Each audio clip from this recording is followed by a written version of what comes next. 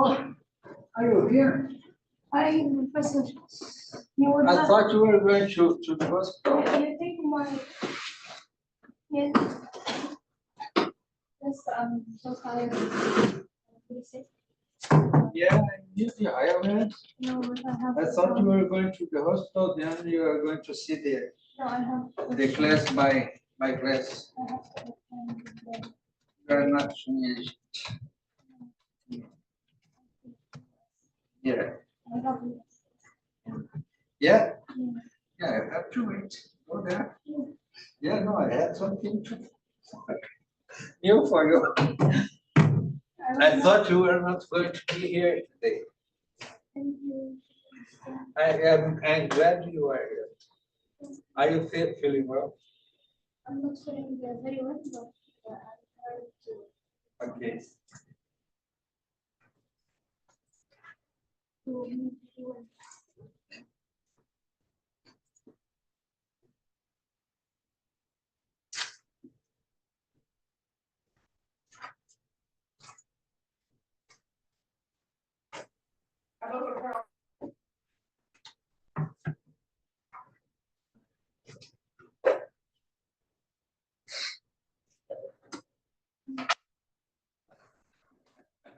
I thought you were not coming.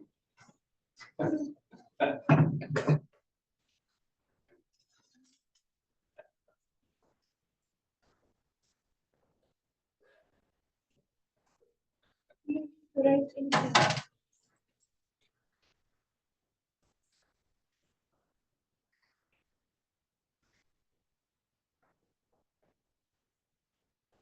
By the way, for our project of methods, Oh, good. yes, but just question. Yeah. Yeah. Thank you. And I will let email and then see. Good.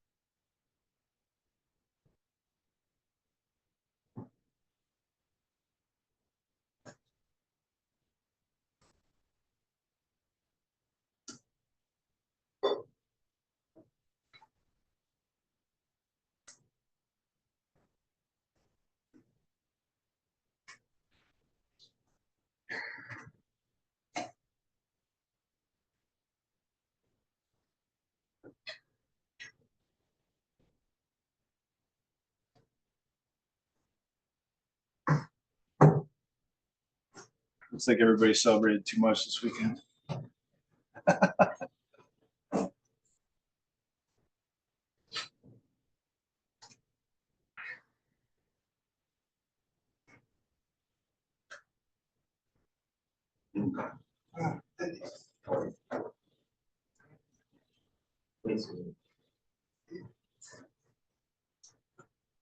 Morning.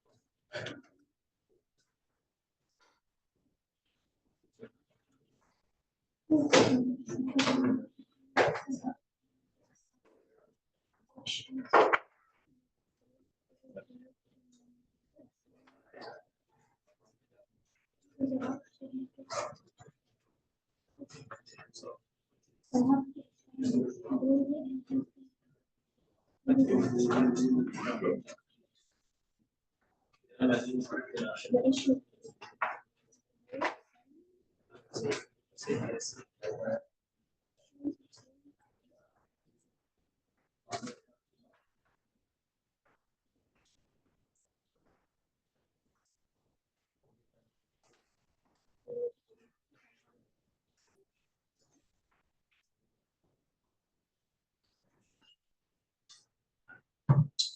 All right, good morning, everyone. I think we're gonna go ahead and get started here. So I hope everybody had a good weekend. I know it was a long weekend for some of you with 4th of July celebration. So I do want to say somebody left their glasses at my house. Let's carry. Okay, good. I'm glad they have an owner. Okay. Yeah, so I hope everybody had a good and relaxing weekend. Those of you who got to travel had some safe travel. So hopefully that was good. So this week we're going to be focusing more on different types of generalized linear models. Okay, so today we're talking about extending logistic regression to the case of multi-category outcomes and ordinal outcomes. So that's going to be our primary focus today. And then later this week, we'll get into Poisson and negative binomial regression models for counts. So the main focus is on different types of generalized linear models. And it's important to get the basic understandings of logistic regression down because things are going to get a little bit more complicated today when we talk about multinomial and ordinal. Okay, so we'll have to put our thinking caps back on with respect to binary logistic regression. Okay. Also, remember that homework number 5 is due Wednesday. So I saw some of you had submitted already. I'm not sure why, but we still did today. So yeah, got to look at the due dates. But if you want to resubmit, that's perfectly fine. Or if you're fine with what you submitted today, that's fine too. But yeah, remember that is due Wednesday. And then next week, your full drafts are going to be due of the final project. So after you get that homework number 5 in, then you should turn all your attention to wrapping up an entire draft of your final project paper. So I'll be giving you a little bit more feedback about your results and the enhancements to your methods per the feedback that you've already received. We'll talk more about that as the week rolls on. Okay. All right. So any questions from last week regarding logistic regression or any other logistics for the course before we jump into today's notes? Any questions, comments, thoughts? Yep. I have a general question related to homework number 4. Number 4, okay. Yes.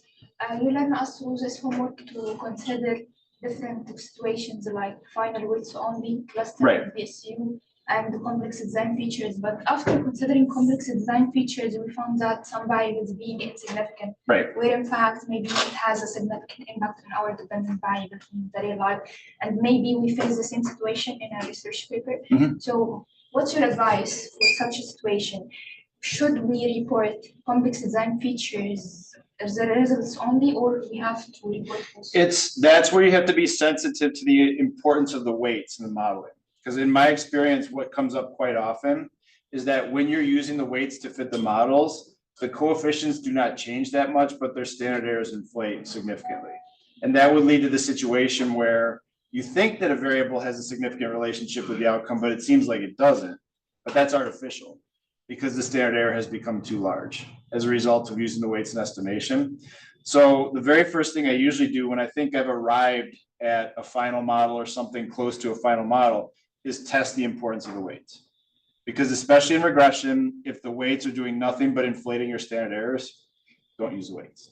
We talked a lot about that. Remember the to weight or not to weight? That's the big deal. Usually you're going to account for the stratification of the cluster sampling no matter what. That's something that you can't sweep under the rug. That's something where correlated residuals within a cluster, gains in efficiency due to stratification, you don't want to ignore that stuff. But in the context of fitting regression models, using weights and estimation can artificially inflate variance. And that's what you'd want to try to avoid if that's what's happening. Now, if the weights are actually changing the estimates of the coefficients substantially, that is what it is, because then the weights are important to account for. They're telling you something about what the population looks like. So a lot of the issues with significant, not significant regression come down to whether the weights are inflating the variance of your estimates, in my experience. So that's always something important to test. You don't just want to blindly use the weights straight in clusters all the time when fitting regression models. That can be dangerous. Yep. Weston? When you are working with categorical data, Yeah. you to define strata or clusters, you use the approach of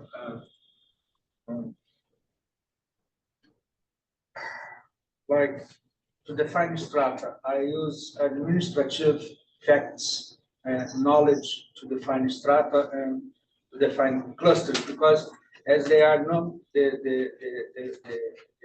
data are categorical, you can use a cluster analysis for it. Okay, so Okay. the definition of what will be the strata and the clusters are most conceptual.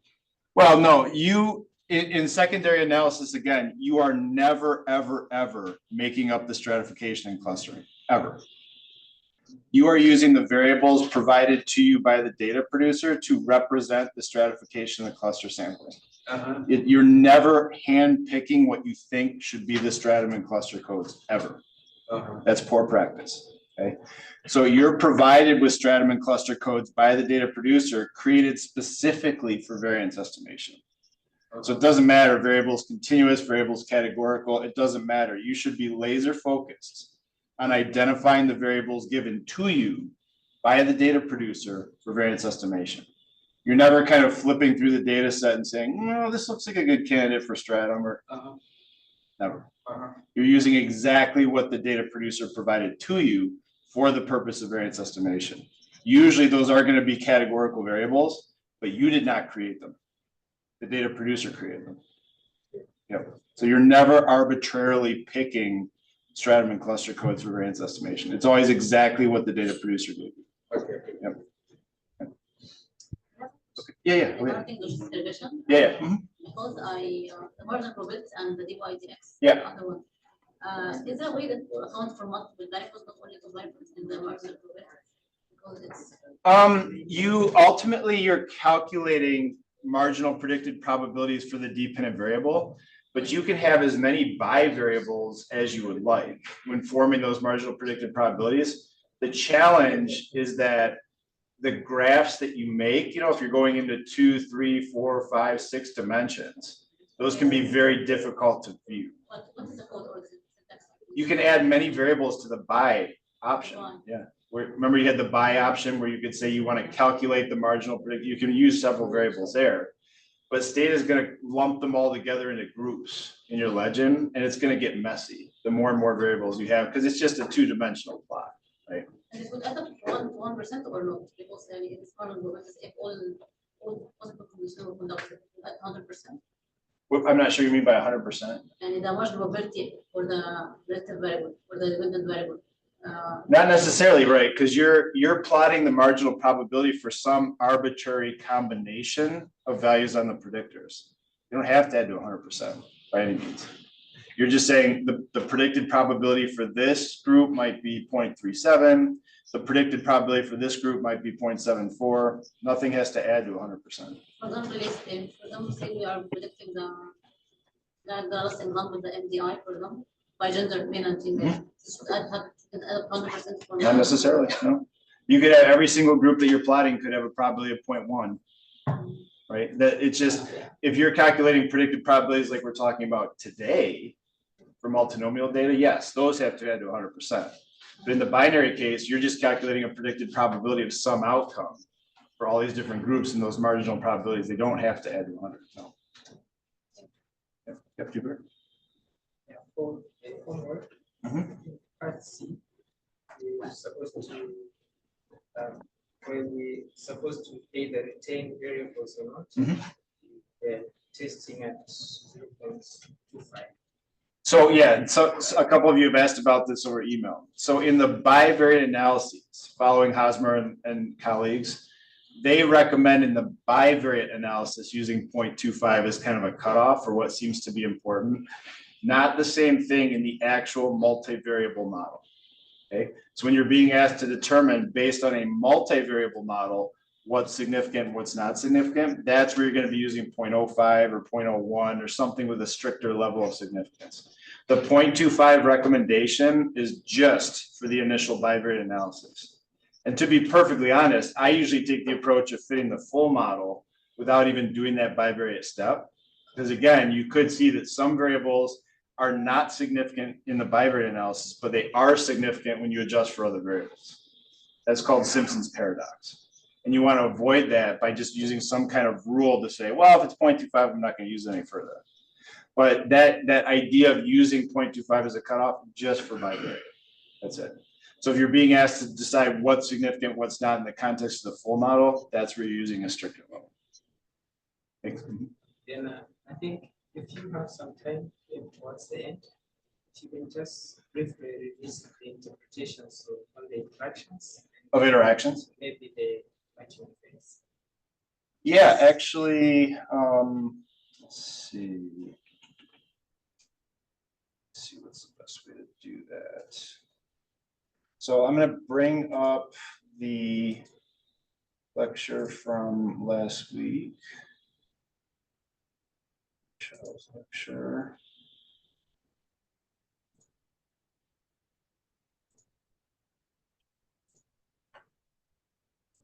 And scroll to the end here. Okay, so back to the marginal effects.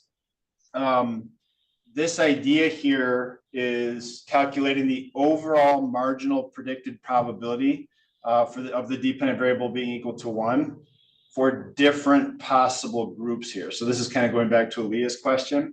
This particular plot that you see up on the screen, okay, this is showing marginal predicted probabilities of alcohol, I'm sorry, not of alcohol dependence, of, yeah, that's right, alcohol dependence. Wait, hold on, I'm getting this confused. MDE, major depressive episode, separately for groups defined by alcohol dependence and age category, okay? So you're getting a predicted probability. They don't have to sum to 1. These are just predicted probabilities for different patterns of covariance, right? So this green dot right here, those are people in age category 3 with no alcohol dependence. There's no guarantee that those probabilities have to sum to 1.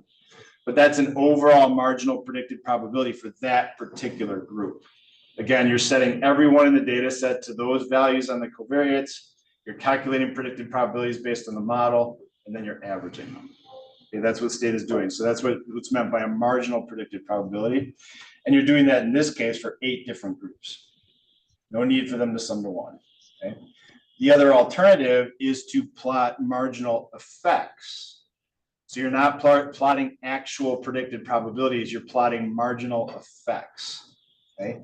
And that represents the change in the predicted probability associated with a particular variable, in this case being in education category 2, relative to the reference. And you're looking at those effects for all these groups defined by age and gender. So looking at these kinds of marginal effects, this is seeing, is the effect of education the same for every age category and every gender, every combination, right? So they're just different ways to look at the information. If you want to see the actual predicted probabilities, this would be the way to go. If you want to see the effects of a particular variable separately for different levels of the covariance, this would be the way to go, okay? But these are still making use of marginal predicted probabilities. It's just looking at the change in those associated with a particular effect. Now, interactions. Let me see here. I'm going to throw up one example. Let me add a new slide here. All right. So let's say, and there's an example like this in your homework. Let's say that these are the estimates of our finite population coefficients here. Additional line. Let's say you have an intercept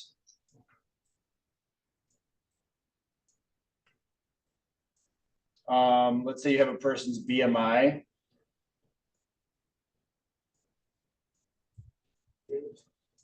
Let's say you have, I'm not going to do the exact example in the homework card. Let's say you have a person's, region of the country. So I'm going to say, let's say there's two regions in the country, just for the sake of argument. There's a north region and a south region. So I'm going to have this indicator for north. And then I'm going to have this product of BMI. Sorry, Sarah, could you mute? Yeah. Thank you. Sorry. BMI times north. Okay. So we have BMI, we have the indicator variable of being in the north relative to the south. Okay. And then we have this interaction between BMI and north. And BMI is continuous, north is binary, north versus south. Okay. And so let's say the intercept here is 1. The BMI relationship is 2. Okay. The north relationship is -1. And then the interaction is 4. Okay. Yep, guys, silence your phones too. So these are the estimated coefficients. Okay. So looking at these coefficients, we again have to immediately recognize the interaction as being a change. Okay, so Jupiter, I'm going to interpret this like regular linear regression, but this just as well applies to log odds. If I was modeling the log odds, I'd still be talking about the change in the log odds. So whatever the left-hand side is set to, depending on your model being fitted, you're following the same general approach. Okay. So I look at that BMI by north interaction, and the very first thing that enters my head is change. Okay. It is 100% mistake to say that that's an effect of BMI. It is not. Okay, we've got to get out of that mode. All right, it's a change. So I start with the lower order terms. Okay, the intercept is what? Who can tell me what the intercept is? She's right.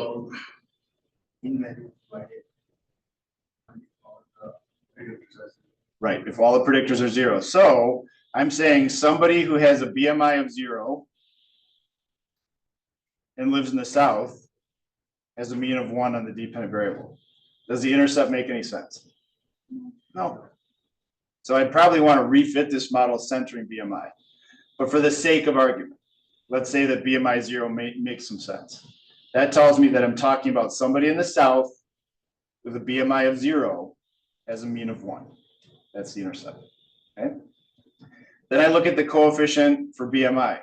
That is not the overall effect of BMI. Again, we have to get out of that frame of interpretation when you include interactions. It is a mistake to call that the overall relationship of BMI with the outcome. What exactly is it? Change.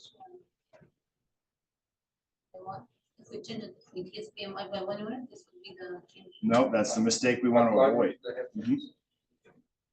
The change according to the reference. According to, The reference. So yeah, south. for people in the south, we don't want to make that mistake of saying that that's the overall relationship of BMI with the outcome. That's not the case. Okay. That's the relationship of BMI with the outcome for people in the south specifically. Okay. So it would be, especially based on this model, extremely misleading to say that the overall relationship of BMI with the outcome is 2. As BMI goes up by 1, the outcome goes up by 2 units. That slope applies to only people in the south. Okay. Same thing for the north indicator. That is not the overall difference in means between north and south. That's the overall difference in means for people with BMI equal to 0. For people with a 0 on the other variable involved in the interaction. Okay, whether it's a dummy or whether it's continuous. Okay, that's the relationship of that variable when the other variable it's interacting with is set to 0. Okay, so I would say for people who have BMI equal to 0, which means absolutely nothing, that's the effect of being in the north. So you can see that that decision not to center continuous variables has ripple effects for the rest of your interpretation. There are two coefficients in this model that mean absolutely nothing because of that decision not to center. Okay? Let's suppose it was centered. I would say that people in the north have a mean that's 1 unit lower than people in the south, based on that interpretation, for people with average BMI. Okay, if BMI was centered to the mean. Okay, everybody with me? I'm always conditioning the lower order terms based on the other variable involved in the interaction. And of course, we don't need to do that if there's no interaction in the model. I can just interpret the coefficients as they are. It's the fact that this interaction is the model that's making everything more complicated and conditional. Okay. So then I look at the actual interaction coefficient. That is a change in one of the terms that I've already talked about. Okay. So let's just take the BMI relationship. I know that for people in the South, as BMI goes up by 1 unit, the outcome increases by 2 on average. That's for people in the South. But what about people in the North, right? It's not that in the North, as BMI goes up by 1 unit, the expected value of the dependent variable goes up by 4. That's not correct because that's a change in the effect. So the net effect is 2 plus 4 for people who are in the North. Okay, so the net effect, the net slope for people in the North is 6. Why? Because that BMI by North interaction is a change coefficient. So if I'm in the North, as BMI goes up by 1 unit, the expected value of the dependent variable goes up by 6. Okay, I have to interpret that interaction term as a change in a slope. Okay, not as an actual effect, as a change. And so if we bring it back to logistic regression, where we talked about exponentiating coefficients to get odds ratios, remember we talked about that last week, right? We don't want to exponentiate an interaction coefficient because it's not an actual effect. It's a change, okay? So a lot of software will just automatically exponentiate an interaction coefficient. Say, here's an odds ratio. It's not an odds ratio because that coefficient is a change. So the safer bet when you're focusing on interactions with logistic regression, well, the safest bet is to make marginal plots. Okay, then you can visualize what's going on, understand the interaction. But if you're trying to calculate slopes, interpret odds ratios, etc., show everything on the log odds scale first. Do the calculation of the net slopes, then exponentiate the net slopes. So if this was logistic regression, I would want to look at these coefficients on the log odds scale first, do that calculation of 2 plus 4 to get my BMI relationship for people in the North, then exponentiate that. Then I have an odds ratio. Just exponentiating 4 by itself is nonsense. And unfortunately, that's what the software tends to do when you ask for odds ratios, if you have an interaction included in the model. Okay, everybody with me? Questions about this idea? Jupiter, does that help? Yep, Willie? Yep. What about the option for setting the reference? Yeah, here I'm setting South as a reference category. You could flip the reference category to be whatever you want. It doesn't change the approach you're going to use. If I had flipped the reference category to be North, I'm just making the same speech that I just made, except everything's talking about people in the North for this lower order term. And then the interaction is telling me how the BMI slope changes for people in the South. I'm just flipping what I'm saying.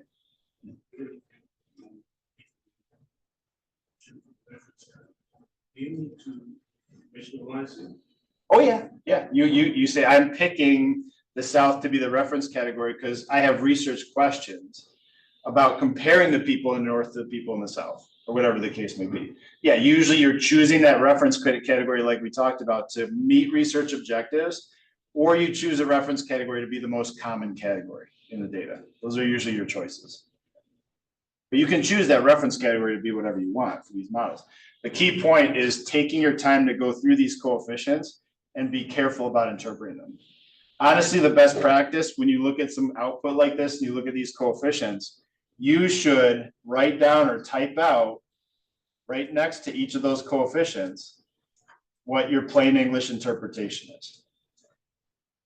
Here's the interpretation for this. Here's the interpretation for this. Here's the interpretation for this. Here's the interpretation for this. Okay. That's going to avoid making mistakes. And then you can double check that interpretation with your colleagues and so forth and so on. Okay. Best practice to use is always to write that down. I have to do the exact same thing every time I see a model with an interaction, especially if you have multi-category predictors. These really weird, we're primarily talking about two-way interactions. Suppose you have a three-way interaction. I just had a couple papers written about entirely revolving around three-way interactions. We had to discuss those things as teams of 5. Make sense of them. It's never something that's going to be automatic. You always have to take the time to think very carefully about these interactions. If you have a three-way interaction, you're talking about a change and a change. Right? What is the change in the moderating effect of some other variable for some third variable? Okay? You just have to sit down and think very carefully about what those coefficients mean exactly. And of course, use plots. Plots can really help to make sense of what's going on. Okay? Good question. When interpreting the coefficients of the effects, it's wrong to say logs or the logs or odds. Here, assuming I'm fitting a logit model, it's fine to say additive changes in the log odds. Yeah, because for example, the example in chapter 8, okay, you use the odds and when you are interpreting The log odds. the log. Yeah, not the odds, the log The odds. log. Okay. Yeah, that's on that. These coefficients are on the log odds scale. Yeah. The challenge is if the software like Survey, Logistic, and Stata just automatically gives you odds ratios and you have a whole bunch of interaction coefficients, you have to ignore all of those because they don't mean anything. Yeah, my doubt about the right term I have to use because the model in this case the models are log induced log plots. Right. Honestly, whenever you're testing an interaction, especially if they're significant, show your output on the log odds scale. Yeah. Yep. And just do the calculations of the actual odds ratios by hand, manually, because you will not get odds ratios for all of your groups from this output. So I'm saying you don't want to interpret those exponentiated odds ratios or exponentiated coefficients for interaction terms. You want to avoid that. Okay, other questions about this? Okay, yep, so we'll keep revisiting this as we see different models with interactions and such. Okay, so we're building on the idea of logistic regression, today extending it to multinomial and ordinal responses. Okay, so we're going to assume that everybody's pretty comfortable with what we talked about regarding binary dependent variables, because many different categorical variables and surveys have more than 2 categories or are ordinal in nature. And sometimes you want to treat those like dependent variables. So here's an example from the Haynes of one particular variable that's multi-category in nature, and there's no meaningful way to order the variables. Okay, what kind of place do you go to most often? Is it a clinic, a doctor's office, an emergency room, or some other place? This is in a health treatment context. So you can see clinic or health center, doctor's office, hospital ER, hospital outpatient, some other place, and then there's also refused and don't know for missing data. These are just discrete categories of responses with no meaningful ordering of those categories. And we might want to model the probability of using each of these resources if you're ill, or whatever the case may be, as a function of different covariates. Okay, more than just 2 categories on this particular variable.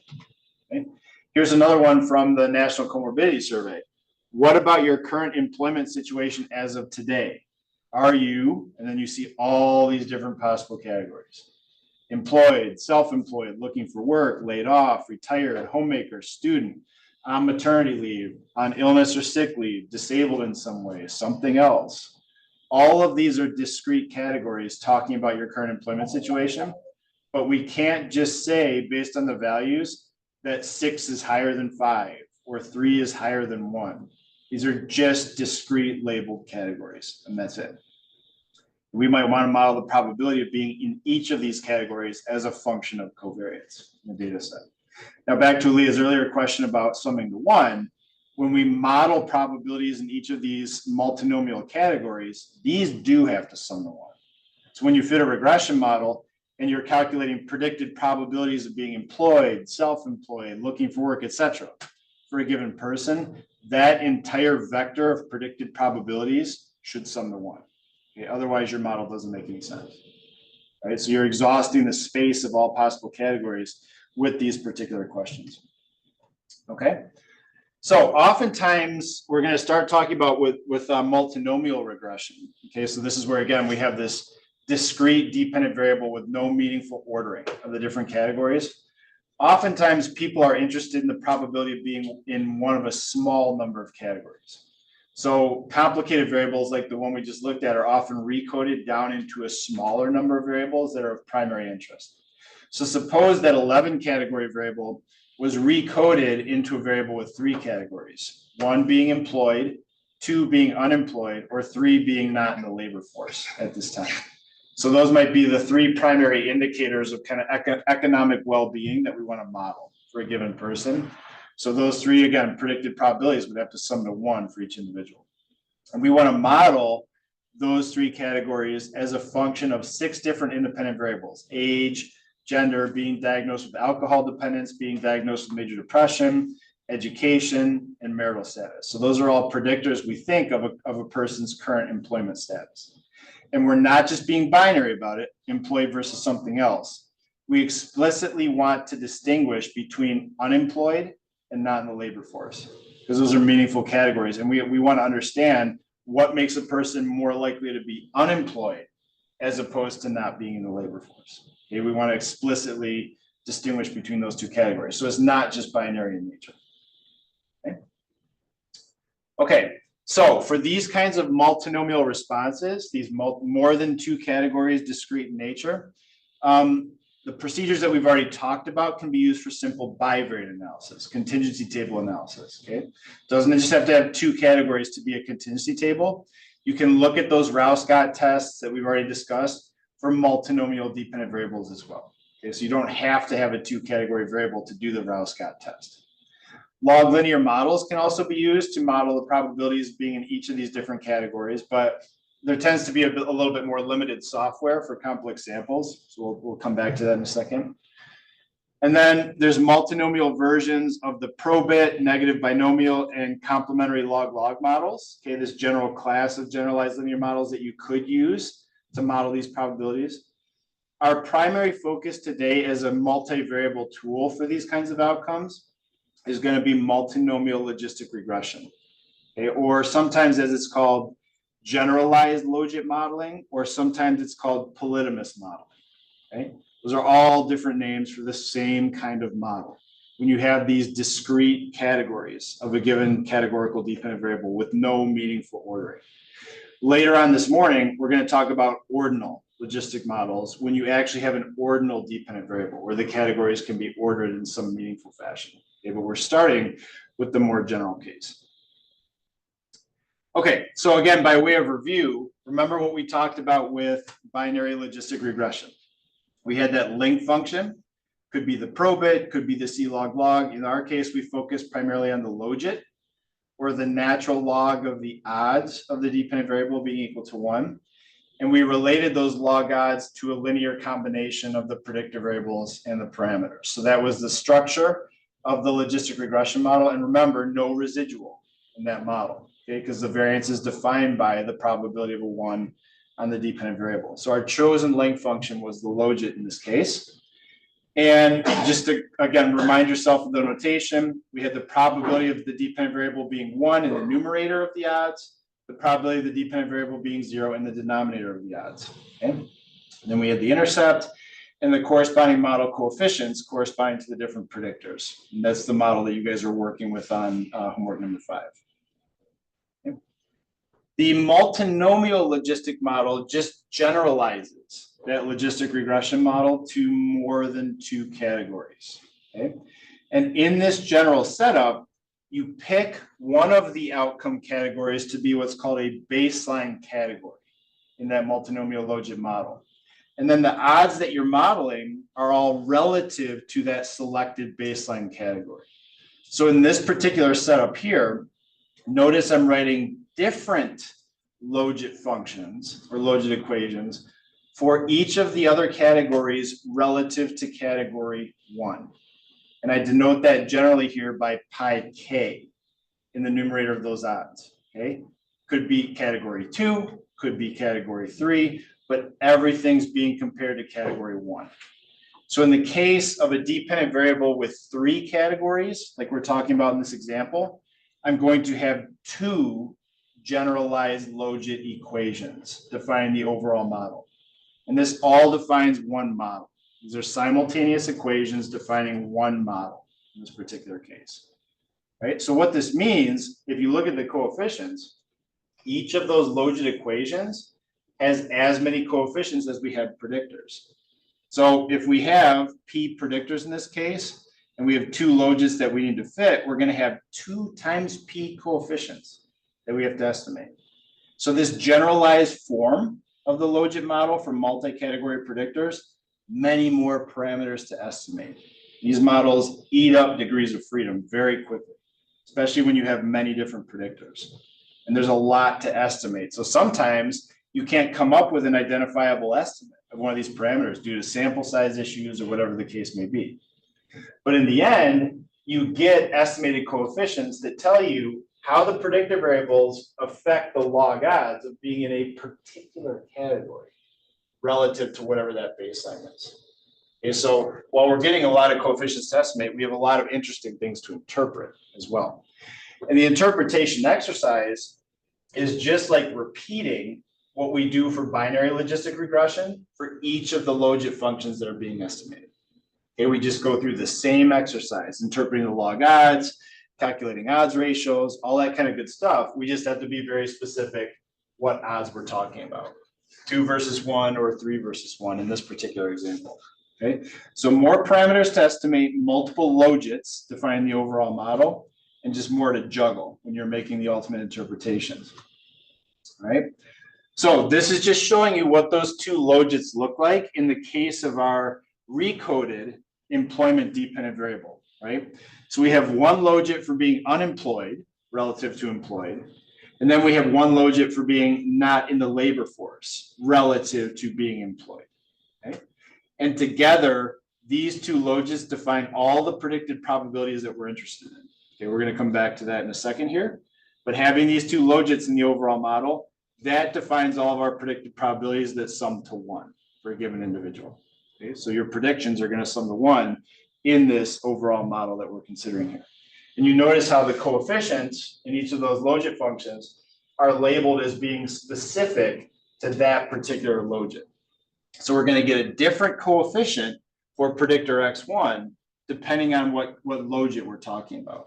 Okay, what odds we're talking about. So x1 might be significant in the first logit, and it might be completely insignificant in the second logit. Those are the kinds of questions that we can answer looking at this kind of model. So more coefficients to juggle here.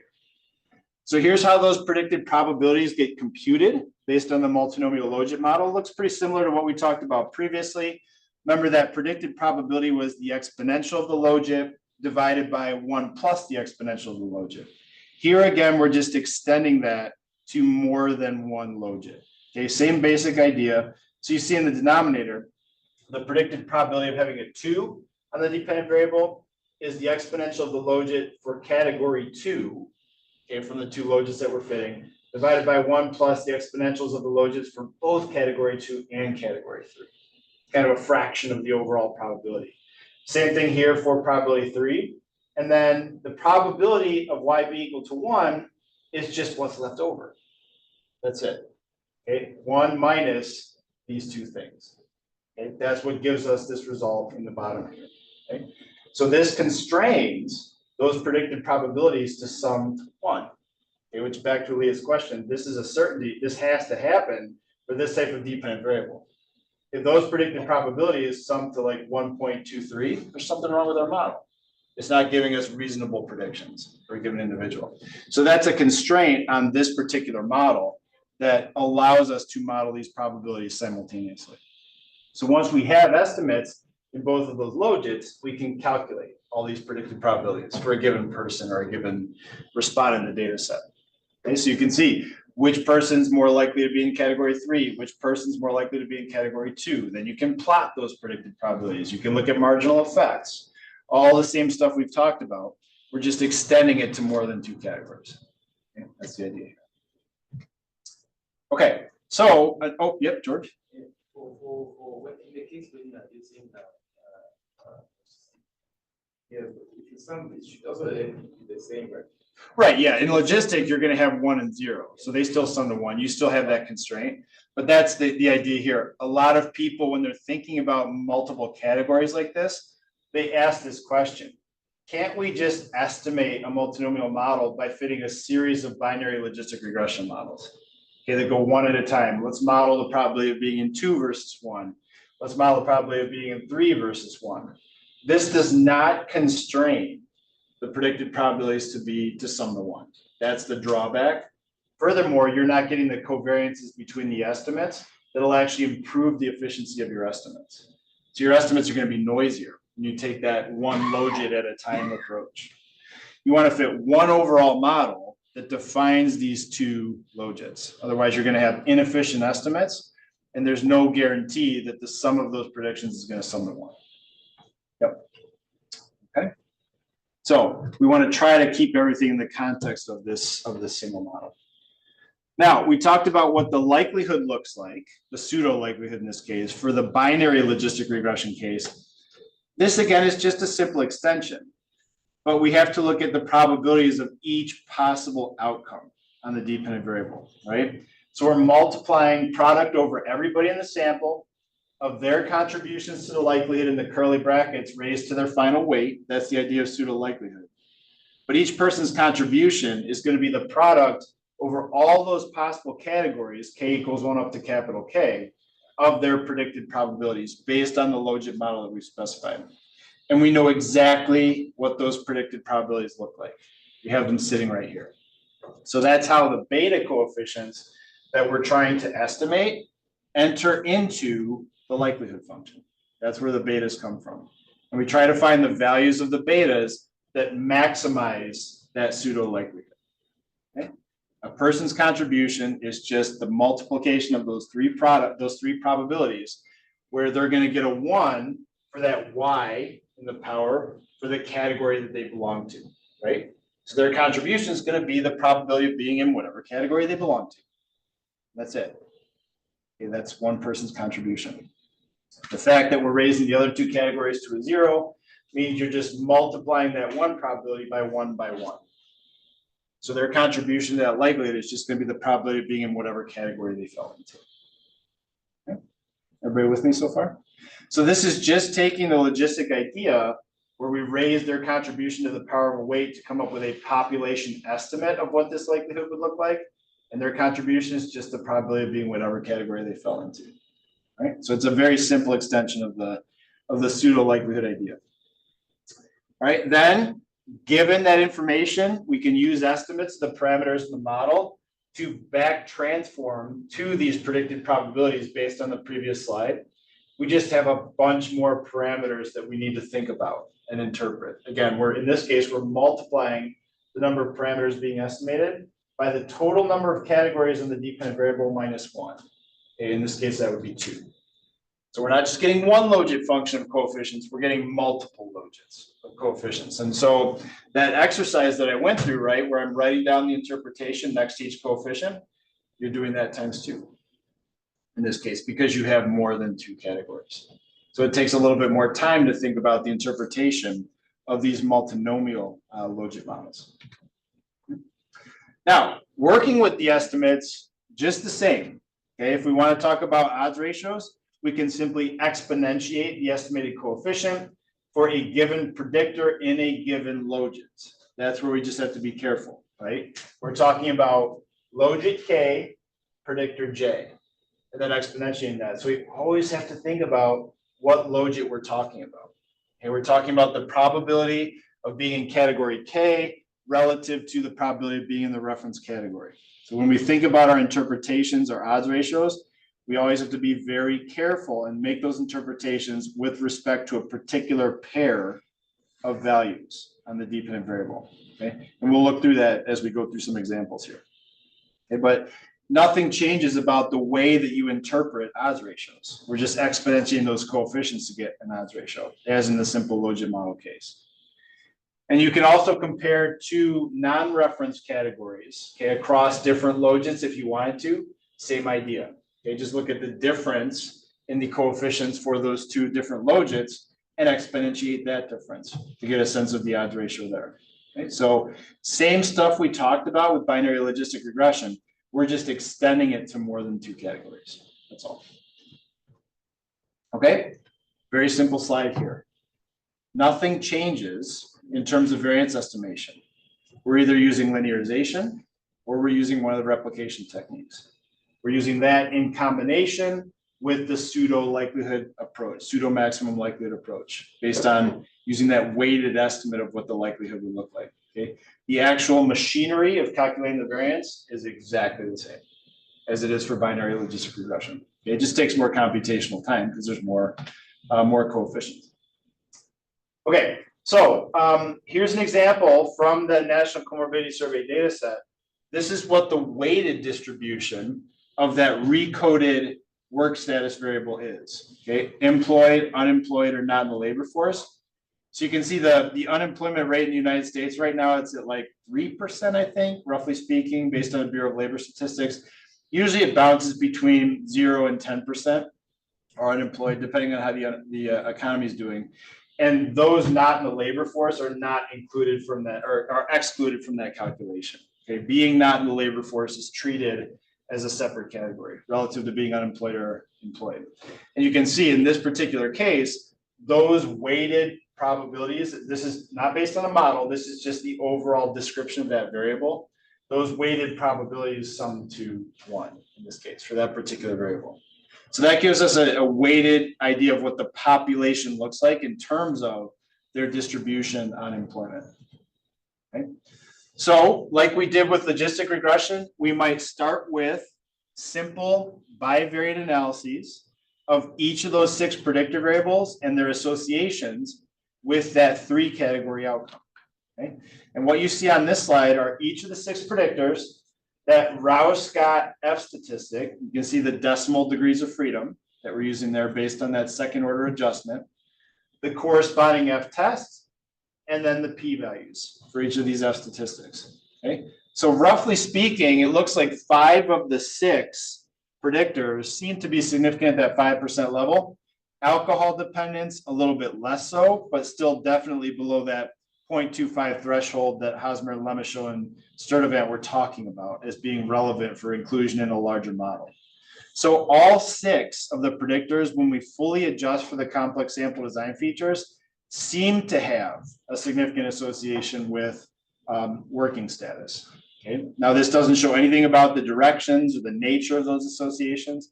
It's just saying that overall, they seem to have significant associations with working status. Okay. So all of them seem like good candidates to include in this initial model.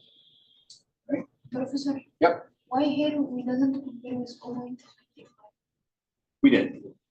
Oh. As I said, all of them seem like they would pass that threshold as being relevant. Yep. Yep. Okay, so yeah, we've talked about how to get those Rouse-Scott tests previously. Now, given those initial bivariate assessments, now we can fit the full multivariable model. We're going to start by looking at how to do this in Stata. So in Stata, we were using, remember, SVY logistic or SVY logits, right, to fit the binary dependent variable. Now that we have this multi-category variable, there's only one command available, and that's called mlogit. Okay, that stands for multinomial logit. And that fits this generalized logit model to that multi-category dependent variable. Structure of the command looks exactly the same. Dependent variable appears first, then you list all your predictors with the categorical predictors explicitly indicated with IDOT. All you're changing is the name of the command that you're using, given that you have a multi-category dependent variable. Okay. Now, if you want to get odds ratios, okay? You can add the RRR option to the SVY mlogit command. And what that does is simply exponentiate each of the estimated coefficients that you see in the output. And there will be many of them, remember, twice as many as we saw before, because we have 2 logits that we need to worry about. Stata interprets these odds ratios as what are called relative risk ratios. Stata interprets them in a very strict sense in that you're looking at a ratio of 2 probabilities. So in the fact that you're not looking at a single ratio of odds for 2 binary or for a 2 category binary variable, it thinks of this as ratios of probabilities. So that's where that RRR syntax comes from. But what's going on in the background? Stata is just exponentiating the coefficients when you add that option. So it's just like the OR option that we were using in SVY logit. Okay, it does the exact same thing. So the default baseline category for the multinomial logistic regression model in Stata, like it handles categorical predictors, is going to be the lowest value of the dependent variable. So in this case, it was 1 employed, but you can change that on the fly. So there's an option to change the base category as a part of the mlogit command. So if you want that to be some different reference in the dependent variable, very easy to change that. And we'll see an example of that coming up. Okay. But the default is to set the lowest valued category of the dependent variable to be the reference for the outcome when setting up those logits. Okay. Now, at present, there's not a multinomial version in the survey package within R. Okay, we actually have to load a different version of survey functions, a different survey package called SVY capital VGAM. Okay, this enables a series of what are called generalized additive models that you can fit to survey data. Okay. And among those models that you can fit using SVY VGAM are multinomial logit models. That's one example of this kind of model you can fit. So there's not going to be a multinomial logit modeling function within survey. You actually have to load the SVY VGAM package. We'll see an example of that in lab on Friday. Yep, here. More out of curiosity, because I saw that SVY VGAM was maintained also by Lumley. Right. Is there a reason why you separated SVY? It's a completely different programming structure for fitting these GAMs than it is for what he was doing in survey. So remember, in survey, he was largely doing everything via SVY GLM, required just completely different architecture to do everything to fit these kinds of models. So he decided to keep those as separate rather than blending them all into one package. Yep. Just completely different programming problems, really, to fit these kinds of models. Yep.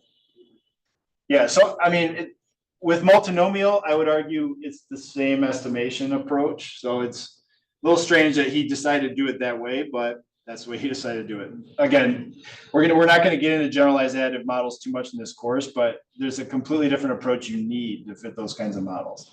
Just so happens that he added multinomial logistic regression to that package. So, all right, so here's that base outcome option. So if you're using Stata with SVY mlogit, this is how you would change the outcome category that's serving as the baseline. And you just add that base outcome and then change the number that you want to flip around the reference category of the outcome variable. So it's pretty easy to do that. Again, you just have to be careful about how you interpret the resulting logits, depending on that choice. Here's what SVY VGAM would look like to fit this kind of model. So first of all, you need to install and load the SVY VGAM library. And then you use the SVY VGLM function. It's like a variation on SVY GLM. Model structure looks exactly the same, right? So the arguments look the same. You specify, your dependent variable first, make sure it's specified as a factor, list all the predictors separated by a plus sign, list your design object that we've already created, and then the family is multinomial. This is where you're going to see that multinomial option for fitting multinomial logit models. And within that multinomial argument, you can choose ref level. That's like changing base outcome within Stata. So you can set what you want to be the reference level of the dependent variable when you're fitting that particular model. Okay? And so that's just going to generate the same output that SVY GLM was generating for those kinds of multinomial dependent variables. Okay, we just have to use a different package to fit that model. Okay, everybody with me so far? Okay, so let's look at the pseudo maximum likelihood estimates of each of these logit functions. So notice that slides 22 and 23 are each presenting estimates from different logits. Okay, remember, this model is defined by 2 logit functions. So you're going to get twice as much output as you would have gotten for binary logistic regression. And usually the software will label the output by the logit that you're estimating. So when we created this table, we called this logit 2, which was looking at the odds of being unemployed versus employed, the way that we set up these particular logits. Okay. So once you get into that framework where you just recognize that you're just talking about multiple logit functions, the interpretation proceeds just like binary logistic regression.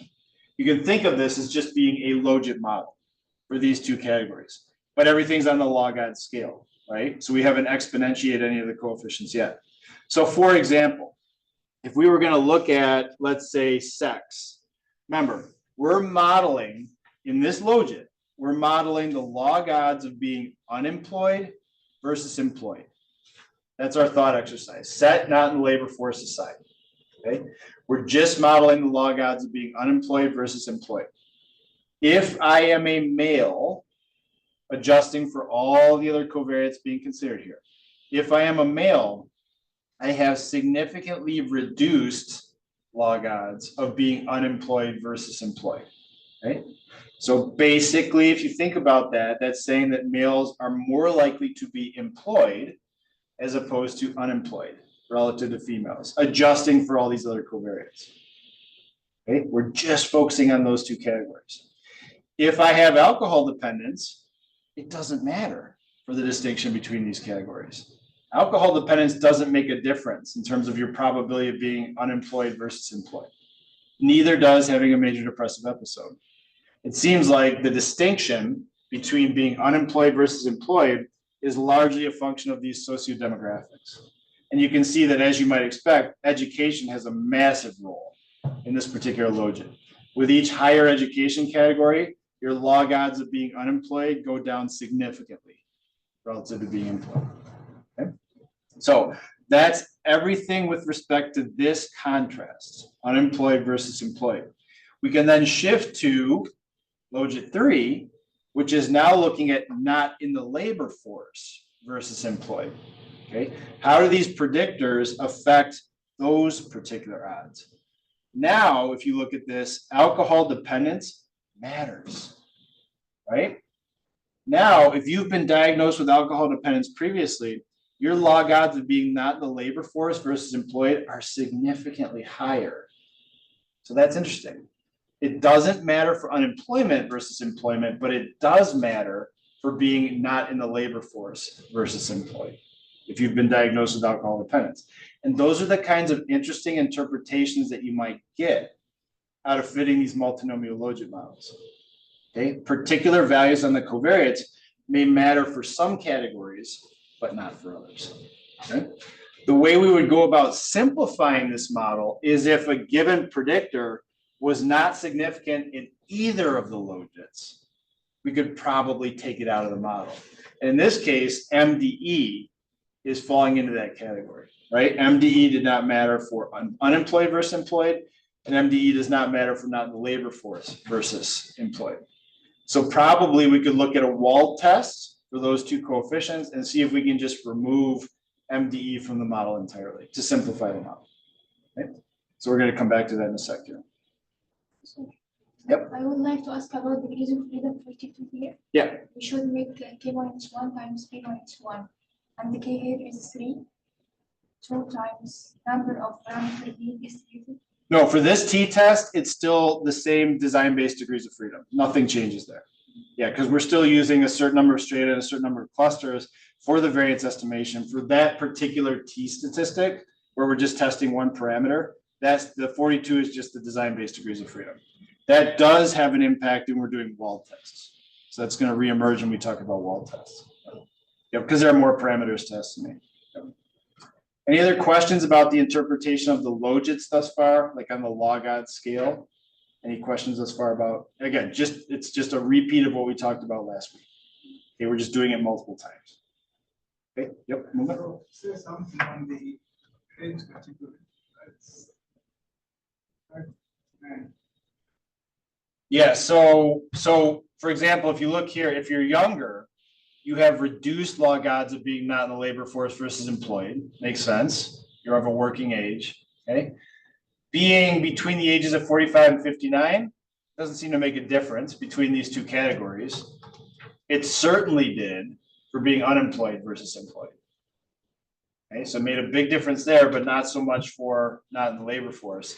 And then if you're 60 and above, you have substantially increased log odds of being not in the labor force versus employed, which makes sense. You're just aging into retirement and so forth. Okay.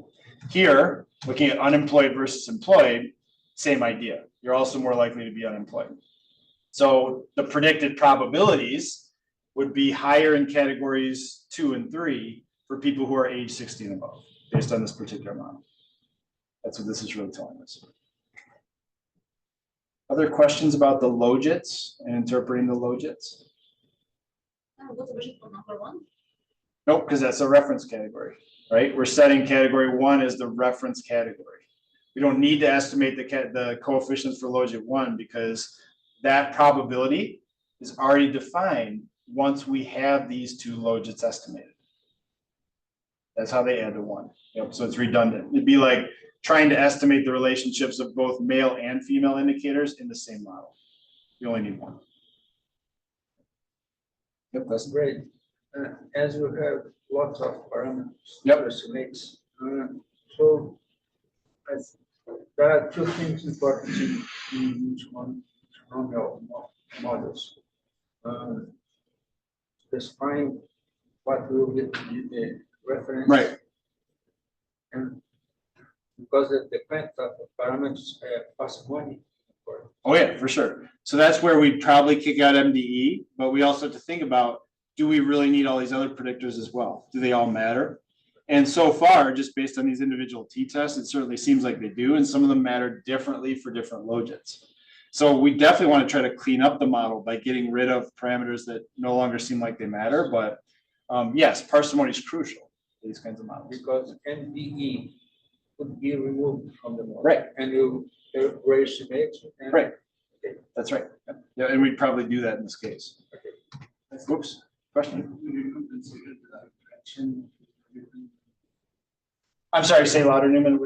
The interaction of logit 2 and logit 3 interaction terms. No. You would, if you were trying to interact predictors with each other, they would still be in the context of a particular logit. Right. So if we were looking at the interaction between, say, alcohol dependence and age, we would include that 2-way interaction in each of the logits.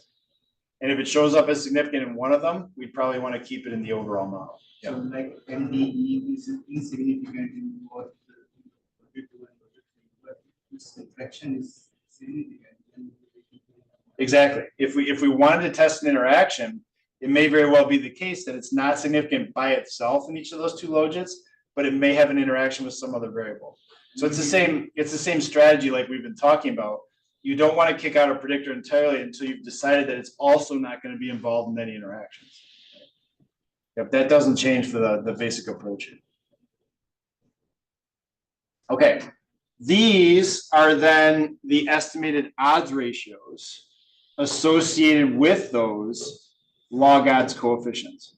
So these are just the exponentials of all of these different estimated coefficients put concisely into one table.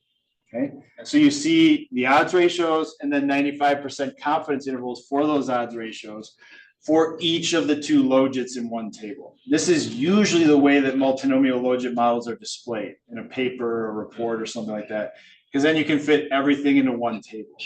You give people a sense of what each of those logits look like. So back to our age question. If we were talking about the odds of being unemployed versus employed, we would say that the odds of being unemployed versus employed are 6 times larger for people who are ages 60 and above relative to people who are ages 29 and below. Okay? Simple binary logit interpretation. Okay. Looking at, for example, alcohol dependence. If you've been diagnosed with alcohol dependence, the odds of being not in the labor force versus employed go up by 40%, or get multiplied by 1.4. Okay? So again, I'm not changing anything from what we talked about with binary logistic regression. I'm just looking at different logits. That's all I'm doing. And being specific about whatever two categories are being compared. That's all I'm doing. Okay. Everybody with me? Is everybody comfortable with reading odds ratios at this point? Everybody can go through this and kind of get in your mind what that odds means. So like if I show you the odds for being unemployed versus employed for males, you can instantly say that's 75% lower, right? Or divided by 4. There's different ways to think about that, right? Yeah, but hopefully at this point that's kind of clicking. Yeah. Yep, Isaac. So as we have two ways for like our results in terms of correlation and in terms of law. Right. So what is the best approach to it in terms of if you're talking about our search paper?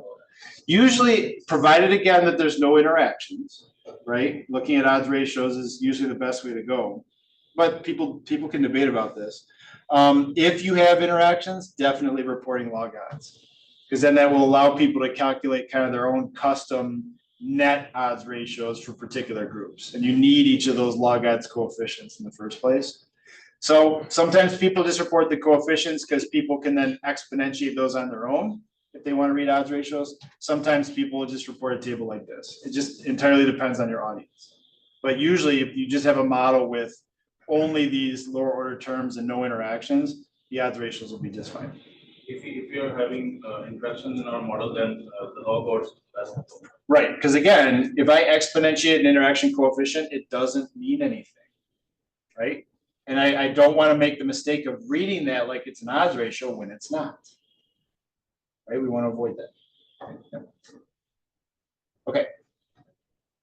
Now, these, back to Gladstone's comment, are very important. These multi-parameter wall tests, because we have so many predictors in the model, right?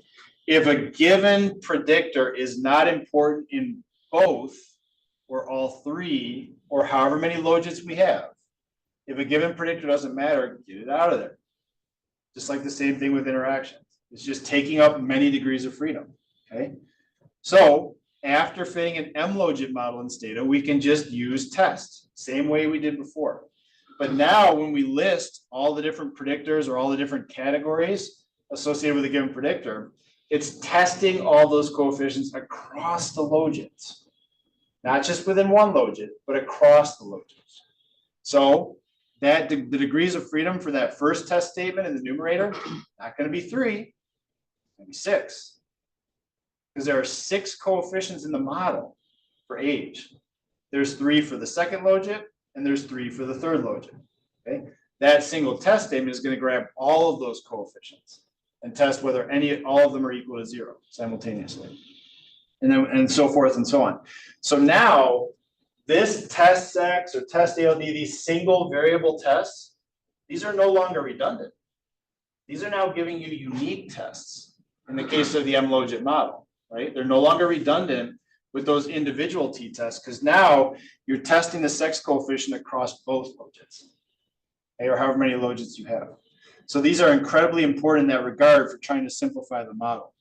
You can also test whether the coefficients for a given predictor are the same across the different logit functions. So in the test statement in square brackets, you can either put their numbers or their labels, depending on how that variable is coded, and say, is the effect of being in education category 2 the same in both of those logits? Or you could just put the label or the number of a given logit function in square brackets and just do a test of those coefficients for that logit exclusively. There's all different variations of the constraints that you can test here via the test command. And again, we'll see more examples of that in lab on Friday. Yep, question, your question? Okay. Okay, yep, Will. During the test, you're removing some of those relationships. And then we do a release of fit, then you have to go back to this. Usually, yeah, usually if a predictor is not significant, it's the goodness of fit's not going to be affected by taking that predictor out because it's not really explaining any of the variability in that dependent variable. So you wouldn't want to go back and just toss a non-significant predictor back in if that goodness of fit test was significant overall. You'd want to revisit and say, did I leave out an interaction? Did I misspecify some kind of nonlinear relationship, something like that? A non-significant predictor is not really going to add anything back to a model in terms of overall goodness of fit. So if you take it out, that's probably an easier way to go. So these are the results of those goodness of those overall wall tests. So note the degrees of freedom, how everything is multiplied by 2 here relative to what we had in a single logit. But notice MDE, right? So the overall wall test for MDE, considering both logits, not significant. So we failed to reject the null hypothesis that both MDE coefficients are equal to 0. And we can just simplify the model by removing MDE. It really seems like having a depressive episode doesn't matter for your employment status when you take all these other covariates into account. That's the conclusion that we would draw here, fully adjusting for all the design features. Okay, everybody with me in that regard? So. And again, I want to compare with an 0.25. No. Remember what we said at the beginning of class. The 0.25 recommendation is just for bivariate. Following the Hosmer-Lemeshow steps to the T, that recommendation is just for the initial bivariate analysis. When you're looking at the multivariable model like we are right now we're using a stricter level. Okay. Other questions about the wall tests? Okay, so I think we'll pause here then with talking about multinomial. Let's take a break. We'll break till about 20 after. Okay, so about 7 minutes here, and then we'll pick back up with a discussion of ordinal and what changes when dealing with ordinal dependent variables, okay, relative to multinomial. Okay. All right, so I'll pick back up at about 10:20.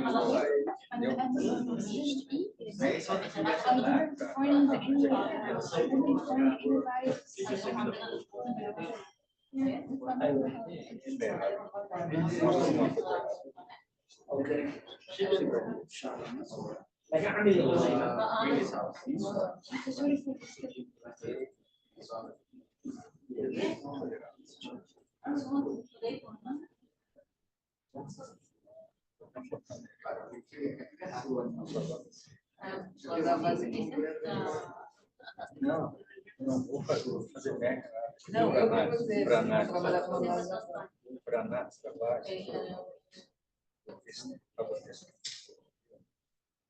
E aí aqui eu andei retirando que era 98, tem ponto para retornar, certo? Então tem uma meta geral e as categorias e aqui nesse não, então eu só quero primeiro antes de voltar esse ponto para mim. O que é extrata esse? O que é extrata?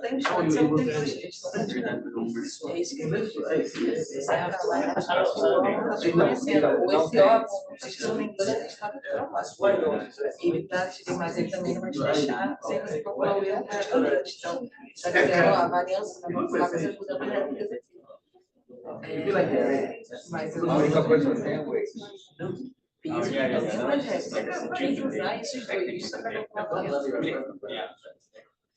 peso você vai calcular, realmente, você estimar uma organização, só o peso provavelmente vai se cuidar, mas para você estimar o peso, não, mas você precisa dos objetos. O design é isso, o design é muito estranho.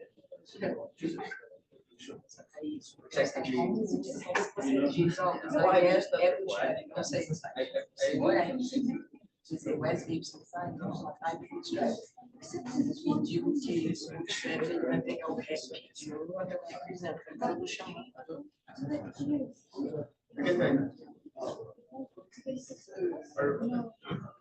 E aí, você vai ter que também definir quais são as regras técnicas. De dados que estão ali em Uma coisa que eu mando para essa mensagem, não So it means that the sessions. quer ver, eu vou te mostrar. Acabei de importar, né?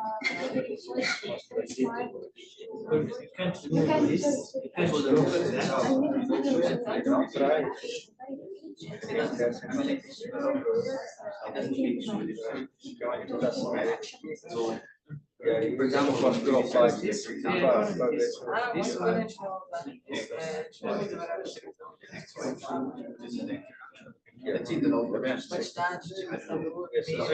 você vê que eu vou tirar um monte de coisa. Ele tem uma parte do site, né? No site dele, Não, eu vou achar, eu vou. então, aí você tem que achar a parte que fala. Não. Aqui quando eu falo. Yeah. Thank you. Well, But if you move up the reference. I don't know what the fuck's the deal.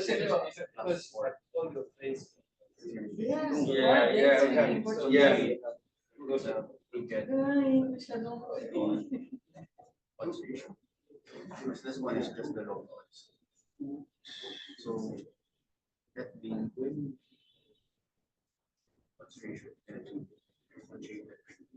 So by -1 Here.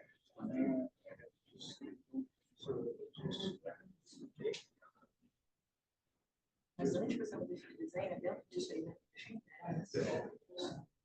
Então, ele dá uma função. No, that is, yeah, no. Let's use a real one. Porque ele é Yeah. tem o chefe, tem o CRR, vários tipos de. Oh, but the other ones are. So we use trigger. No.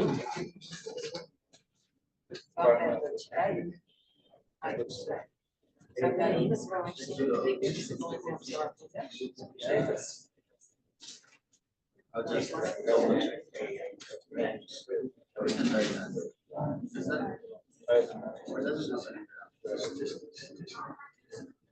Você pegar no chat.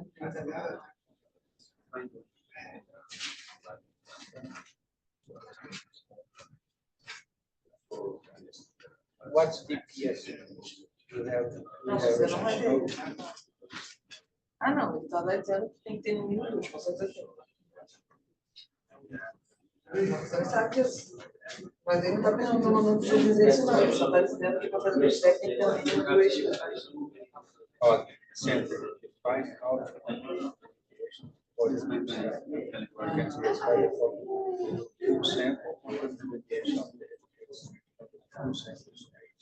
Replicates of the replicates. Esse aqui que eu estava na pergunta é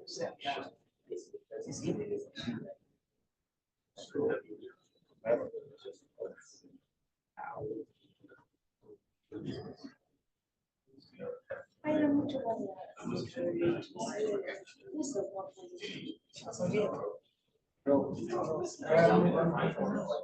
o Waze já vai Vou ser. direto, eu não vou tentar agrupar. Eu vou tentar rodar um pouquinho. Se você quiser ver isso, você precisa botar no seu chat. But anyway, it was gonna be like let's say.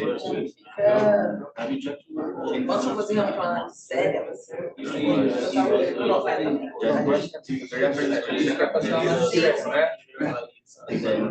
Mas o que você fez, eu acho que acho que era legal você entender a baseada, ver como é que é, ver como é, é isso, porque se vocês não pegarem essa baseada, você vai ficar bem só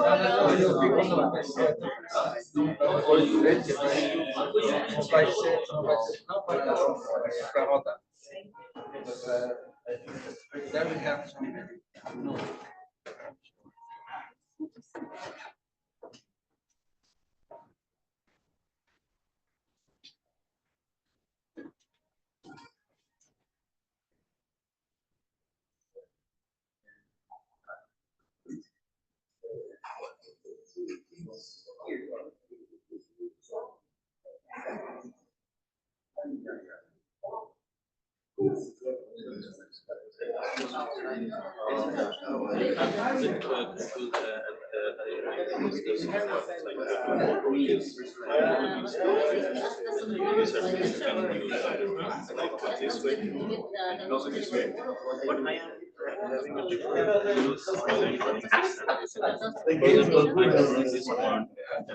Without the logistic regression, I am having those rules like this. Score after a step down to 2.92. But when I run the same with this one, and this when I running this command, I am with different results. Like I'm having the p value is 0.2. How does that compare to the raw stat?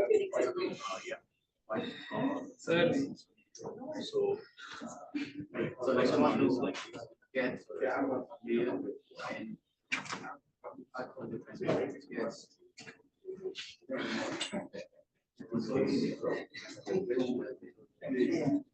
this way. Yeah. So we're having Right, remember, it's using that second order correction. So you're arriving at the same result, but there's a different test statistic being used here. So remember, the second order correction, it's rescaling the generalized design effect. More or less, what you're seeing in the logistic regression analysis is just the first order correction. Yeah. So that's the reason. so the thing I'm preparing for homework as well, so I'm this approach, this output. So is it fine? Yeah, just be clear. Yeah. Just be clear about what you're showing. So in the nouns column, we're having percent we need to multiply the standard by the 100 or we need to make standard. Yeah, they need to be on the same scale. So if that's the standard error for the proportion, just multiply it by 100. Yeah, so as we did. Yep. Thank you so much. Okay, let's start back up here. All right, so far today, we've been talking about the multinomial model when you have a dependent variable that has discrete categories and no meaningful ordering, okay? And we want to model the probability of being in each of those different categories. In the case of an ordinal dependent variable, now the categories have some meaningful ordering. And we can make the model a bit more parsimonious in terms of the parameters that we're estimating, taking advantage of the fact that those categories are adjacent to each other and they're no longer completely discrete and independent of each other.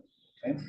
So the ordinal logistic model, there are many different flavors of it. That's the first thing to say. There's many different ways that you can actually model ordinal dependent variables. They all have different constraints in terms of what we assume about the overall model.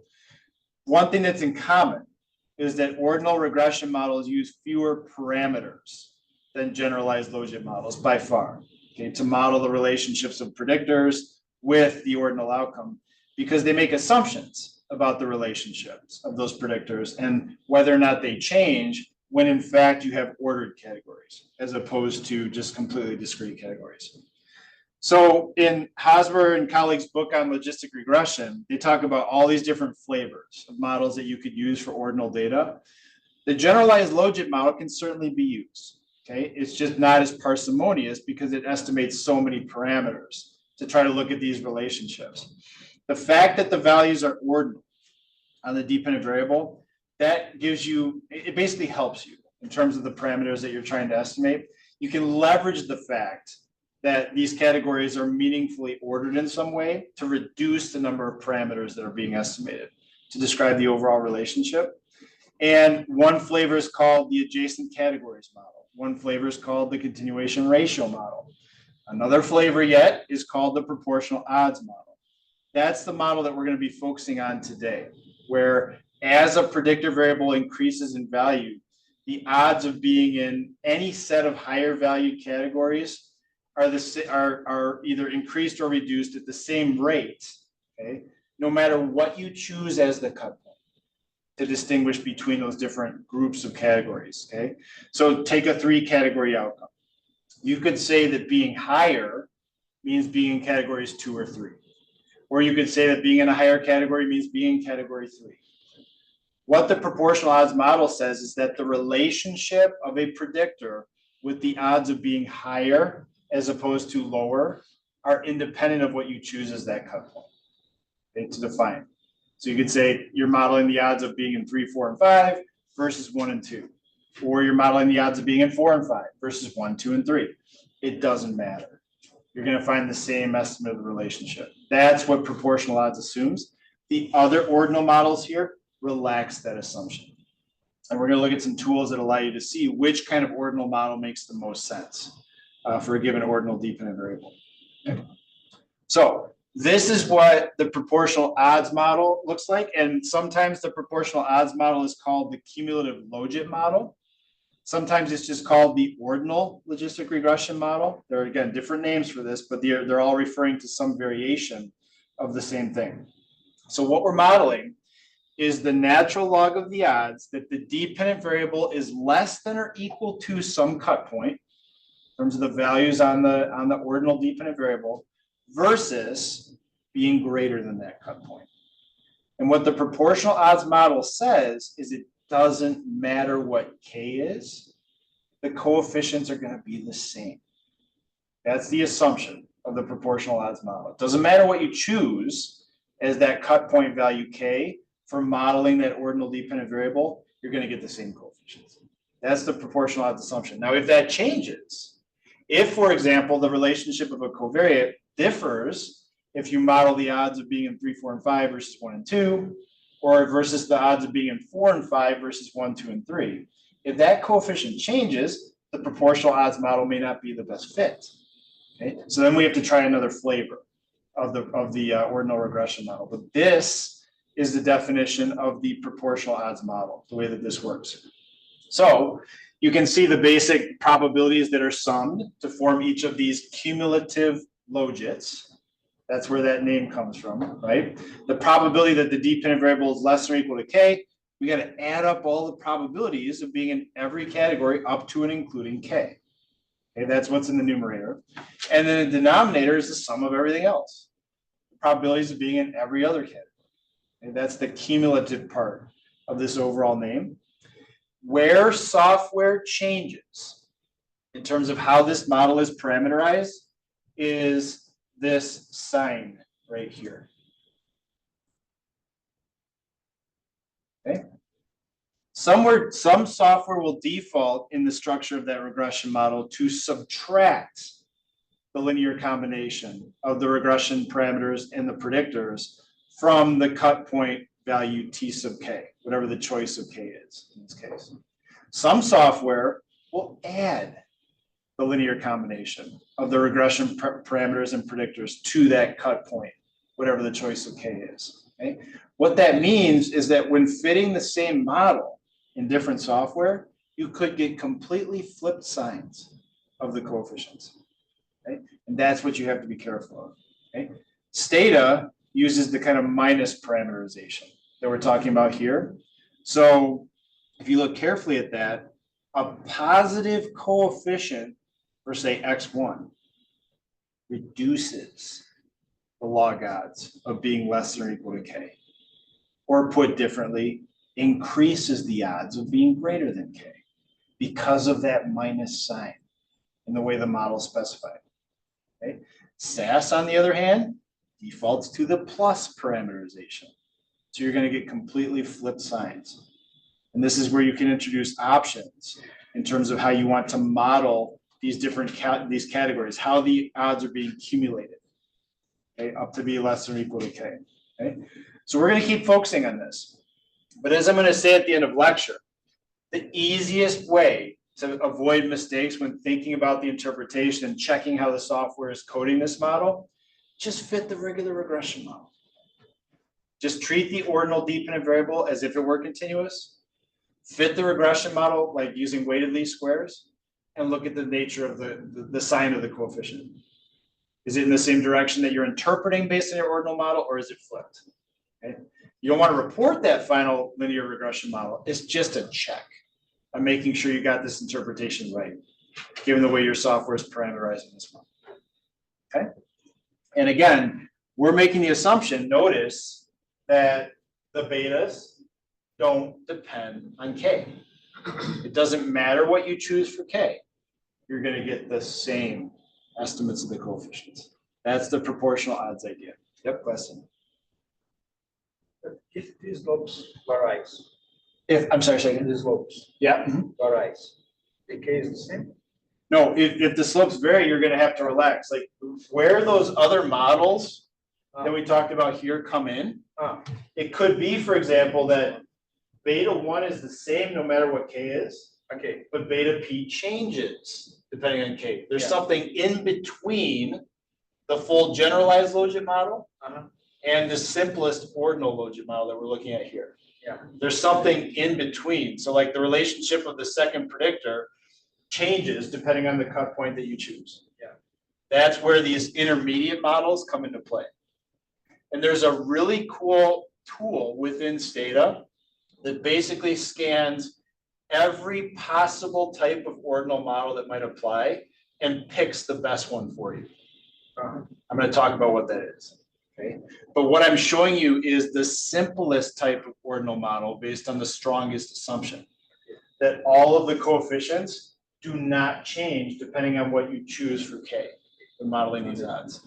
So when you're interpreting, again, you would use terms like the probability of being in a higher ordered category, or the odds of being in a higher ordered category go up by X when interpreting these models. And it doesn't matter how you define higher. It just means that you're in a higher category. Okay. Yep, Kieran. To clarify, is this the proportional odds assumption? Yes. Yep. This is also called the parallel lines assumption by some software. It has to do with the way the logistic distribution is being modeled. Okay, same idea here. Yep. So we can test this assumption and see if we need a more general model. Sometimes we go all the way back to the generalized logit model, okay, the least parsimonious solution, but that might make the most sense, where the coefficients are changing depending on what cut points you're using.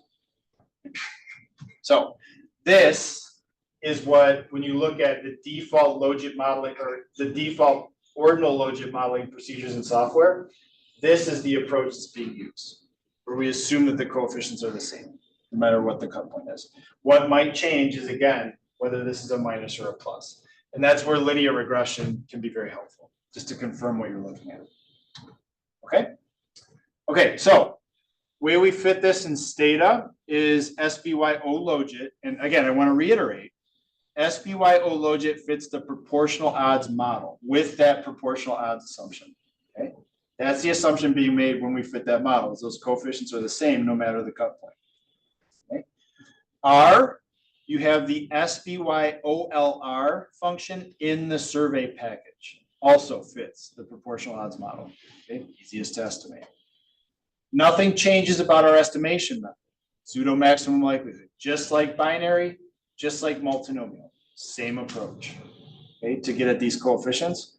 Nothing changes about variance estimation to account for the design features, linearization, or the replication techniques that we talked about. Okay, so nothing is really changing in terms of the machinery for how the model is being estimated. The trick is being careful about interpretation of the estimated coefficients. Okay, if you're writing up how you're fitting this model, you would still talk about using pseudo maximum likelihood, using linearization to calculate the variance estimates. Nothing changes in that regard. It's just how we go about making the interpretation.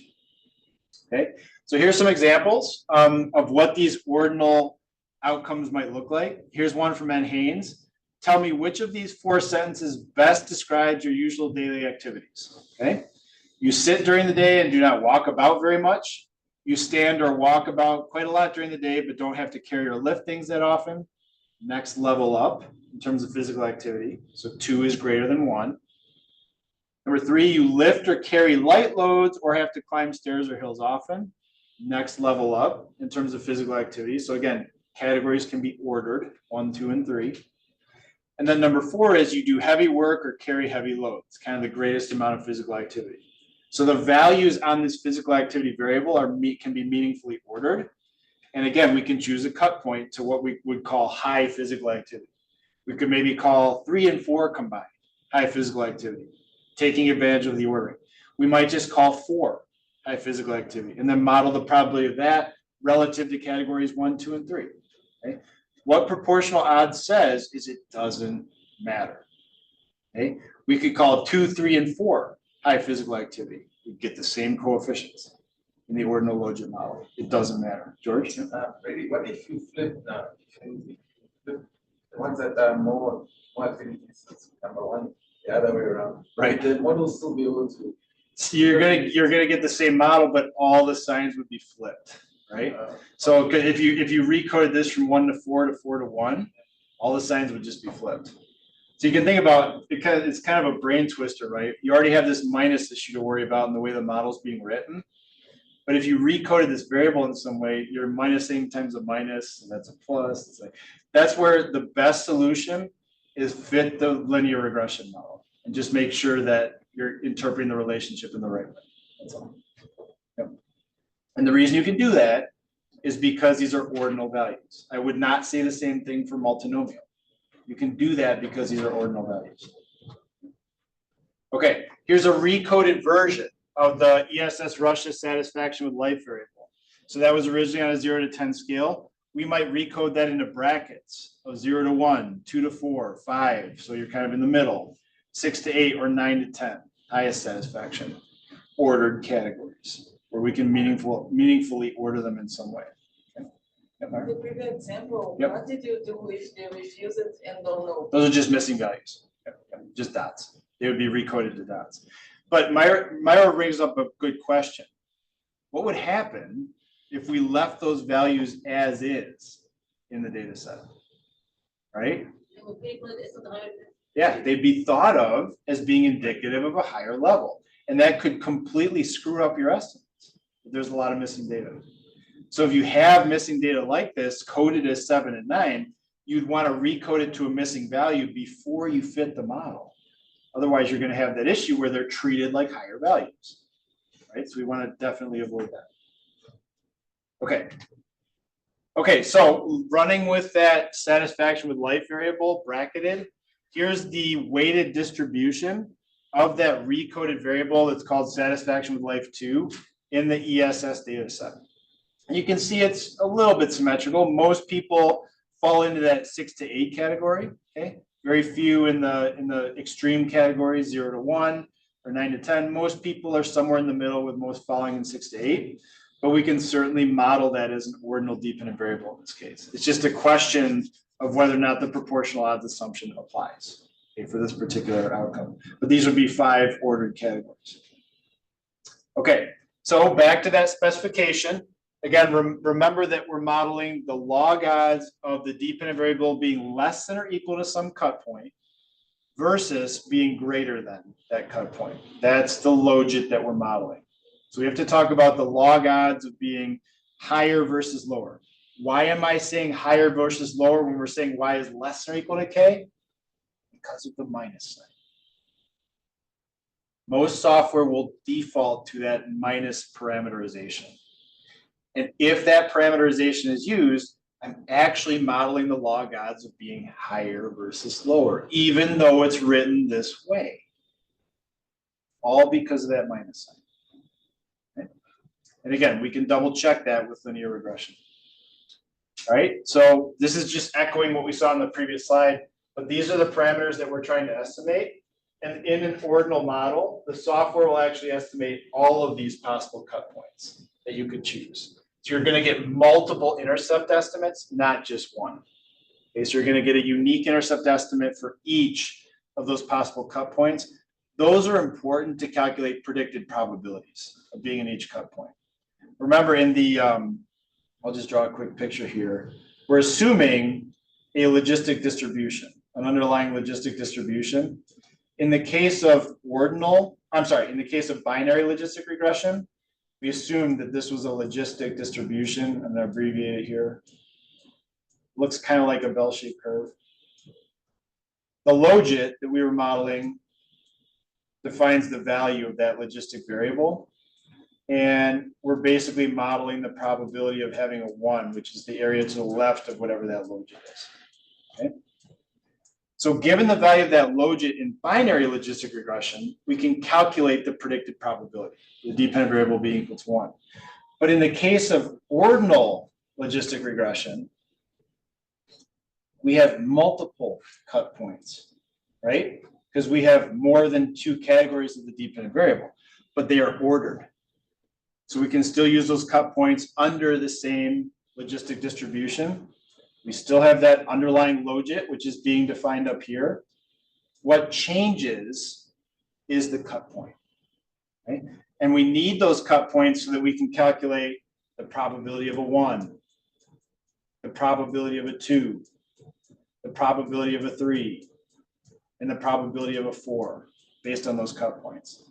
We need to be able to calculate all those probabilities. So to do that, we're no longer just relying on one intercept like we had in the logit model. We need multiple intercepts that cut up that area under the logistic into these different categories. Okay? So that's why you see multiple BKs in the output.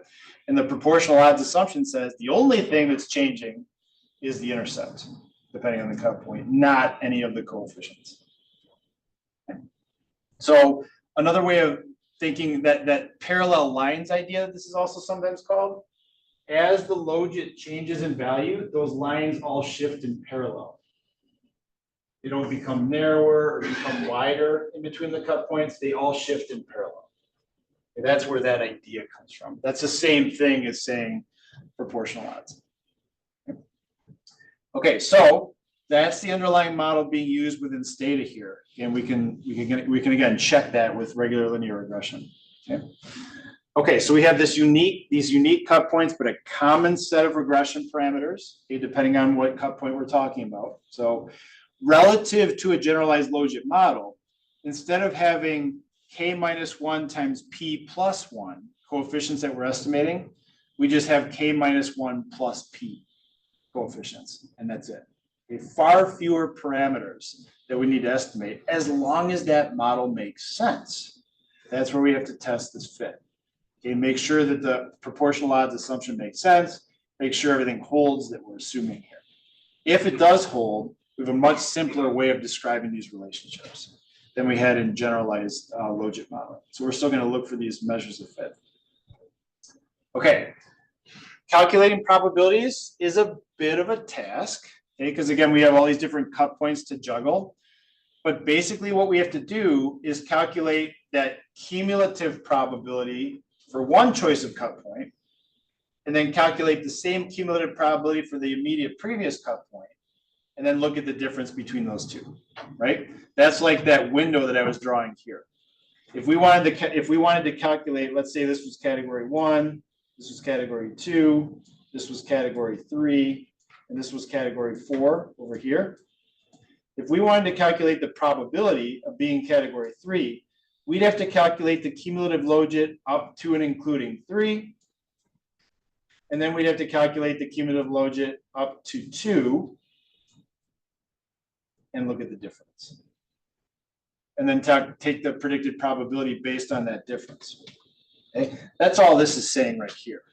Based on the definition of the cumulative logit model, we're calculating 2 different cumulative logits, turning them into probabilities, and looking at the difference. Okay? That gives us that specific area under the logistic distribution that corresponds to the probability of being in that category. Okay? And we assume that there's like a null category at the bottom where we don't need that additional probability there. Everything else is going to add up to 1. All right, so it's still a variation of the binary logistic model we've been talking about. We're just talking about a cumulative probability up into and including a certain cut point in terms of the value. And to get these predicted probabilities, we have to do these just differential calculations of those cumulative probabilities. So the software will do all this for you again. It is a bit of a headache to try to keep track of all these coefficients, but we're just plugging in the values, including a particular cut point, and then subtracting the difference between two predicted probabilities. That's all that's happening. Okay. This is also important for the pseudo maximum likelihood estimation, right?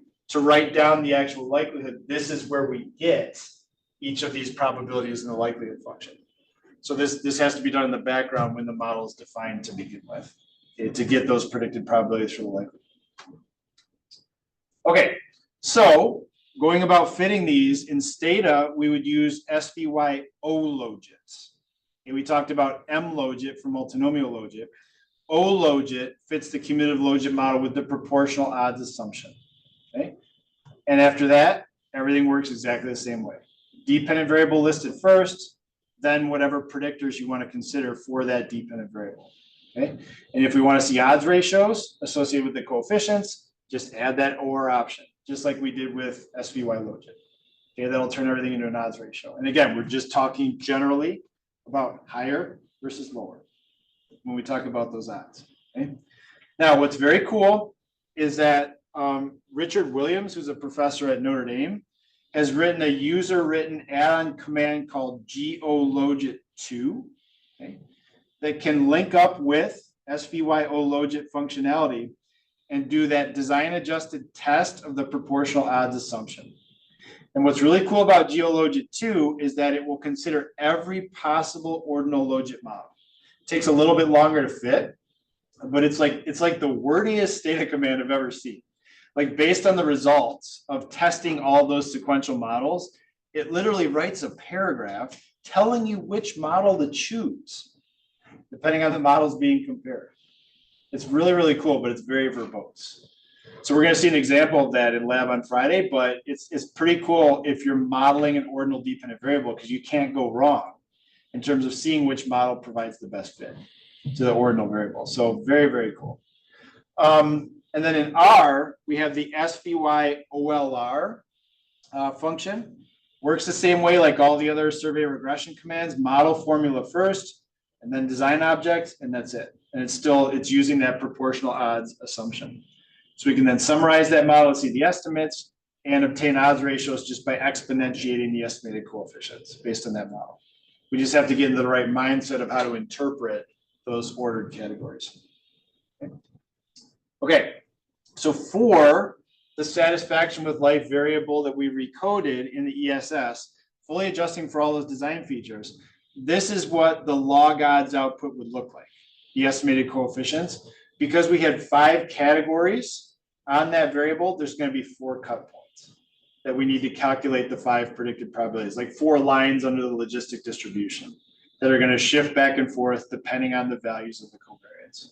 Okay, so that's why we see 4 intercepts here. By themselves, we don't really care about making inference. They're just tools for calculating the predicted probabilities. You can see they roughly range between -5 and 5 under the logistic distribution. And the values of those cut points all change in unison as the values on the predictor change. Predictors, I should say. That's the proportional odds assumption. Okay? If the value of only one of those cut points was going to change as a predictor changes in value, that would be an intermediate model, the kind of model that GOLogit2 is trying to estimate. Okay? But for this particular model, we see just different cut points for the different possible values, and then the same coefficients no matter what the cut point is. Okay? So the kind of interpretation that we would make, again, we're thinking about modeling higher satisfaction with life in general. Okay? Relative to people who are youngest. Okay, that was the reference category on age. The log odds of higher satisfaction with life all go down substantially. Okay, you're getting into middle age, older age. People who are happiest tend to be the youngest. Okay, based on this particular output. Marital status, satisfaction with life. If you were previously married relative to currently married, less satisfaction with life. Lower odds of being in the higher satisfaction categories. Okay, doesn't make a difference for never married versus currently married. Okay? That says at the population level, when you take age and gender into account, marital status matters in that way. Okay. Males tend to be less satisfied with life, not significantly so though. See that male is not a significant coefficient. Okay. So it doesn't seem like male is shifting those cut points in any meaningful way. Doesn't seem like never married is shifting those cut points in any meaningful way. Previously married, yes, and especially age. Seem like they matter for predicting satisfaction with life. Okay. So that's what the typical weighted estimates would look like in this kind of ordinal model. Again, you have to be very careful about the parameterization. We had that we're modeling by default. This is, again, the confusing thing to wrap your mind around. By default, we're modeling the log odds available, or category. Okay, I can't deny that. That's what this is saying. The log odds of being less or equal to K versus greater than K. But state is using that minus sign. So that flips the way we read the coefficients, where a positive coefficient means that you're more likely to be in a higher category because of that negative sign. Okay? So that's when all those coefficients are negative, that says the probability of being in the higher category is being reduced. Okay, given that negative sign. Okay, so it takes time. You got to think through these ordinal models. I'm more than happy to help with that. It's always an interesting challenge, depending on what software you're using and how the software is parameterizing that. But under the assumption of the proportional odds model, this is the kind of output that we would see. Okay. All right. That just summarizes some of those relationships that I was talking about. Again, the recommendation is to fit the same model using standard linear regression to confirm the directions of the relationships. Okay? Just use that to orient yourself into whether you're talking about the odds of being in higher categories or the odds of being in lower categories. And you could exponentiate each of these to get the corresponding odds ratios for being in a higher versus a lower category. Okay. All right. So here are those odds ratios, and we'll go through a little exercise of interpreting these. Okay. So given the negative sign that Stata is using, let's look at 60 plus versus the youngest age category. Exponentiating that coefficient, the odds ratio is 0.457. Okay. Okay, so again, negative sign, we're talking about the odds of being in a higher category relative to a lower category because of that negative sign. Okay. So those odds for people who are 60 and above are multiplied by 0.457, the odds of being higher versus lower, higher satisfaction, lower satisfaction. So the odds of having higher satisfaction are reduced. How much are they reduced by on a percentage scale? 1 minus 0.457. Yeah. 54.3%. Yep. Not 45.7. They're multiplied by 0.457 and therefore reduced by 54.3%. Okay. And it doesn't matter if I call high 9 and 10 or 6 to 10 or 5 to 10, doesn't matter. I would make the exact same conclusion. So if I was talking about the odds of being 5 to 10 versus 0 to 4 or 7 to 10 versus 0 to 6, same conclusion. The odds of being in that higher grouping are 54.3% lower for people who are age 60 and above. That's the proportional odds assumption. Now, if you listen to that interpretation, you say, I don't really believe that. If you threw in 5 or 6 to 7 and called them higher, I don't know if it's always going to be 0.457. That's where you can use GeoLogit 2 and see if some of those coefficients actually need to vary, depending on the cut point that you're using. It involves estimating more parameters, but that might be the better fitting model. Okay? And that's what GeoLogit 2 is going to give you, is tests of all those alternative models. Okay?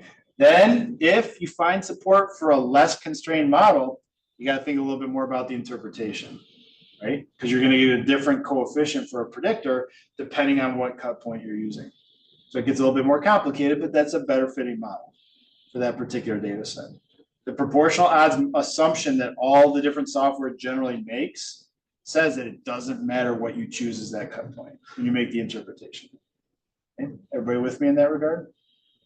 So you're not going to have a homework like giving you a chance to play around with this and exercise with it, but odds are that, as you get into more of these kinds of models, you'll run into an ordinal dependent variable. You have to think about what to do with it. Like self-rated health, very common ordinal dependent variable that people like to model all the time. So ordinal models usually will make the most sense. Just got to find the right ordinal model.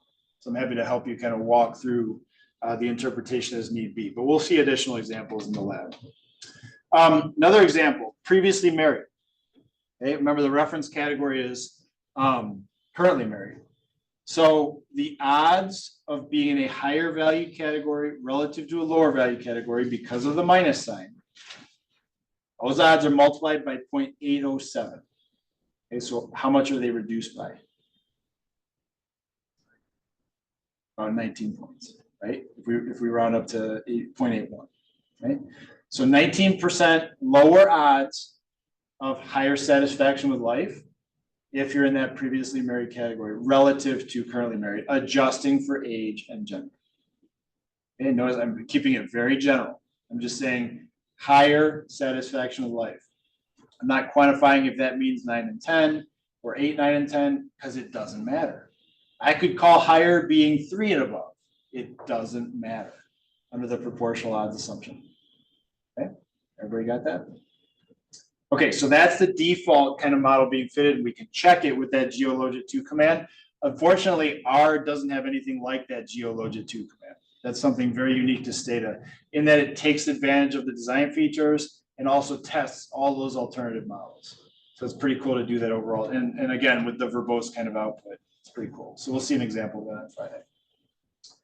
Okay, questions about either multinomial or ordinal models? That's pretty much what I wanted to cover today for each of these different kinds of models.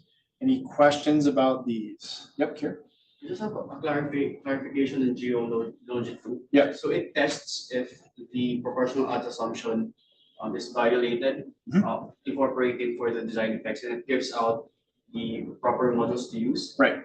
And then, are there also coincidence data that allows you to put design adjusted calculations for the suggested models? No, it'll give you, geologit2 will give you the estimated coefficients in the suggested model. So it gives that to you as part of the output. That's what I'm saying. Like it tests every possible intermediate model. And if it arrives at the proportional odds model as making the most sense, having the best fit, that's the output it'll give you. If it arrives at an earlier model where the coefficient for age varies depending on the cut point, you're going to see different coefficients for age depending on the cut point. So it gives you, it will print the estimates for the best fitting model of all those competing models. It's a pretty remarkable command, honestly. Oh, yeah, go ahead. As a follow-up, so the other models like the partial proportional models. Yep. Yeah, that's all those intermediate models that are kind of in between the full generalized logit model and the proportional odds model. And sometimes, again, it'll find that the generalized logit model, the multinomial model, is the best fit. All the coefficients change depending on what you're using as the cut point. That's the multinomial logit model. And R doesn't have a design. R does not have a version of that. Yep.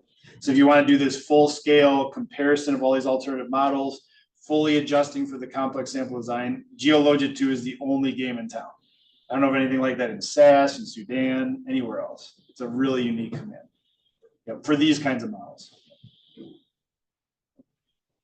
Yeah, this was Richard Williams. He's done a lot of interesting work in Stata over the years, but this was something where in his work, in his social sciences, he was using ordinal models so much, and he was so tired of having the proportional odds model violated, he just decided to write this thing. And he decided, he figured out how to link it up with SVY logit so it'd make people's lives easier. He has a whole paper about it. He has a whole paper about using margins in Stata too. He has a lot to say about using these margins commands. So, because in R, the partial proportional odds model can be fitted with the ordinal R package. Like right, but it doesn't take design features. That's the issue. That's where ologit2 or geologit2 is so important, is that it can link up with the design-based approaches. Right? Okay, other questions about multinomial or ordinal? Good. Okay, So that's good for today then. Again, Wednesday, remember homework number 5 is due. And then your focus should then shift again to preparing the full draft of your paper for the following week when those drafts are going to be due. And then on Wednesday, we'll discuss Poisson and negative binomial and also zero inflated models for count data. And then Friday's lab is going to walk through examples of fitting all these different kinds of models in both Stata and R. Okay, so that's going to be our focus for the rest of the week. Okay. All right. Thanks, everybody. I will see you on Wednesday. Thank you. You have a second. I have a question. Yeah, go ahead, Sarah. Yep. So the first one is oftentimes colleagues usually use the probit model. Yep. Now, granted, working not usually survey data sets. And I don't know if you're, I think the book briefly covered, but just why would I argue that Logistic is better than a probit model? And the one is like with logit versus logistic coefficients. If I interpretation, because I know the logit is the log odds, I need to exponentiate it if I saw coefficients really look at the odds. If I'm looking at a logistic, is that just the odds coefficients out there, or am I correctly interpreting that? Yeah, so about logit versus logistic, go back to last week's notes where we talked about the distinction. Logistic will give you odds ratios by default. So to get the coefficients back, you have to go back and use the coef option. Logit will give you coefficients by default, and to get the odds ratios, you have to add the OR option. They're both fitting the same model. Okay, so Young Chao's notes talked about that last week. They're both fitting the exact same model. So I can't look at either one. Odds no, there's just different ways of showing the output. Okay. And probit versus logit link, that's just a field specific thing. There's the logit link allows for the calculation of odds ratios, which is a nice feature, a little bit more straightforward to interpret, a little bit easier to do the calculations of predicted probabilities, but there's nothing at all wrong with using a probit. You just, you can't exponentiate a probit coefficient and get an odds ratio. You have to interpret everything on the cumulative normal scale, but perfectly fine for calculating predicted probabilities. Usually the models will give you the same inference. It's just a field specific thing. That's all. Okay, great. Thank you. That I was curious about. I appreciate it. Thanks. Yep. Okay. All right. Thanks, everybody.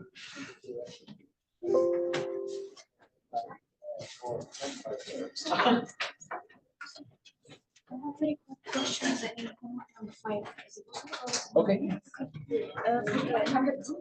We need to see the contribution of each predicted variable. So I have just to run the overall model of logistics and then see its significance. Yeah, that's part of that is looking at the wall test for each of the individual predictors, right? Because the coefficients by themselves for categorical predictors, I won't tell you the full story. So I have to make one test. Yeah. But when I make one test, this is the problem. I found that many variables, all the variables are insignificant. That's something's wrong then. That's not, only this is significant. it doesn't sound familiar, so you might want to double check that. But if that's the case, then yeah, just justify why you would only be keeping health in that case. Say that health is the only important predictor. And I can go back to the model and take the variable age, for example, because one of the criteria is significant. Well, that's where you have to look at that wall test. So if the wall test is not significant, that says you could get by with taking that predictor out of the model and not really lose anything. So even if an age variable is approaching significance, or it's like 0.04 or something like that, it says that overall age is not that important of a predictor in the model. You could presumably take it out. But remember that in that preliminary model, you're testing those variables by themselves, and eventually you're going to have to test for an interaction.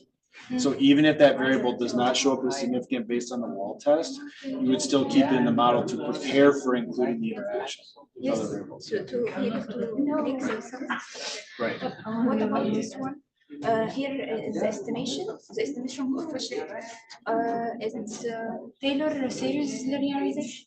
That's variance estimation. And this one, because it's explained here, it's the ratio maximum. That's your estimation approach for the point estimate. Yeah, for the correction. Right. Yes. The linearization would be what you would say for the variance estimation. Okay. Here we have, in this question, we need to use the estimated model that we reached finally. To just put, I have to put the values for the variables x. For example, we make logit. This is the estimated model, and then we estimated we had. So in this question, you need from us just to set values for the x's. Right. Right. So you pick values on the predictors and then calculate the predicted probabilities. You know the formula for doing that. Yeah. So plug in, calculate the value of your logit, and then given the logit, calculate the predicted probability for that choice of values that you made. Okay, and I can choose any x value of x. Say, for example, I say it's a male, so it's a 1. Okay. Based on the final model. Yep. Yep. Estimated logistic regression model for this one. Yep. You need from us in this one just to write the equation. So yeah, look at what it asks for.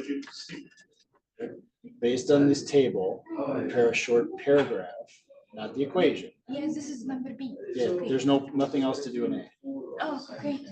Okay. Yeah, that's why I said in class is that A is just showing you the output. B is asking you to write a paragraph, explain the results.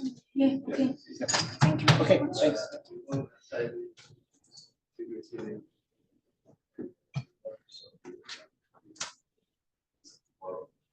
We have some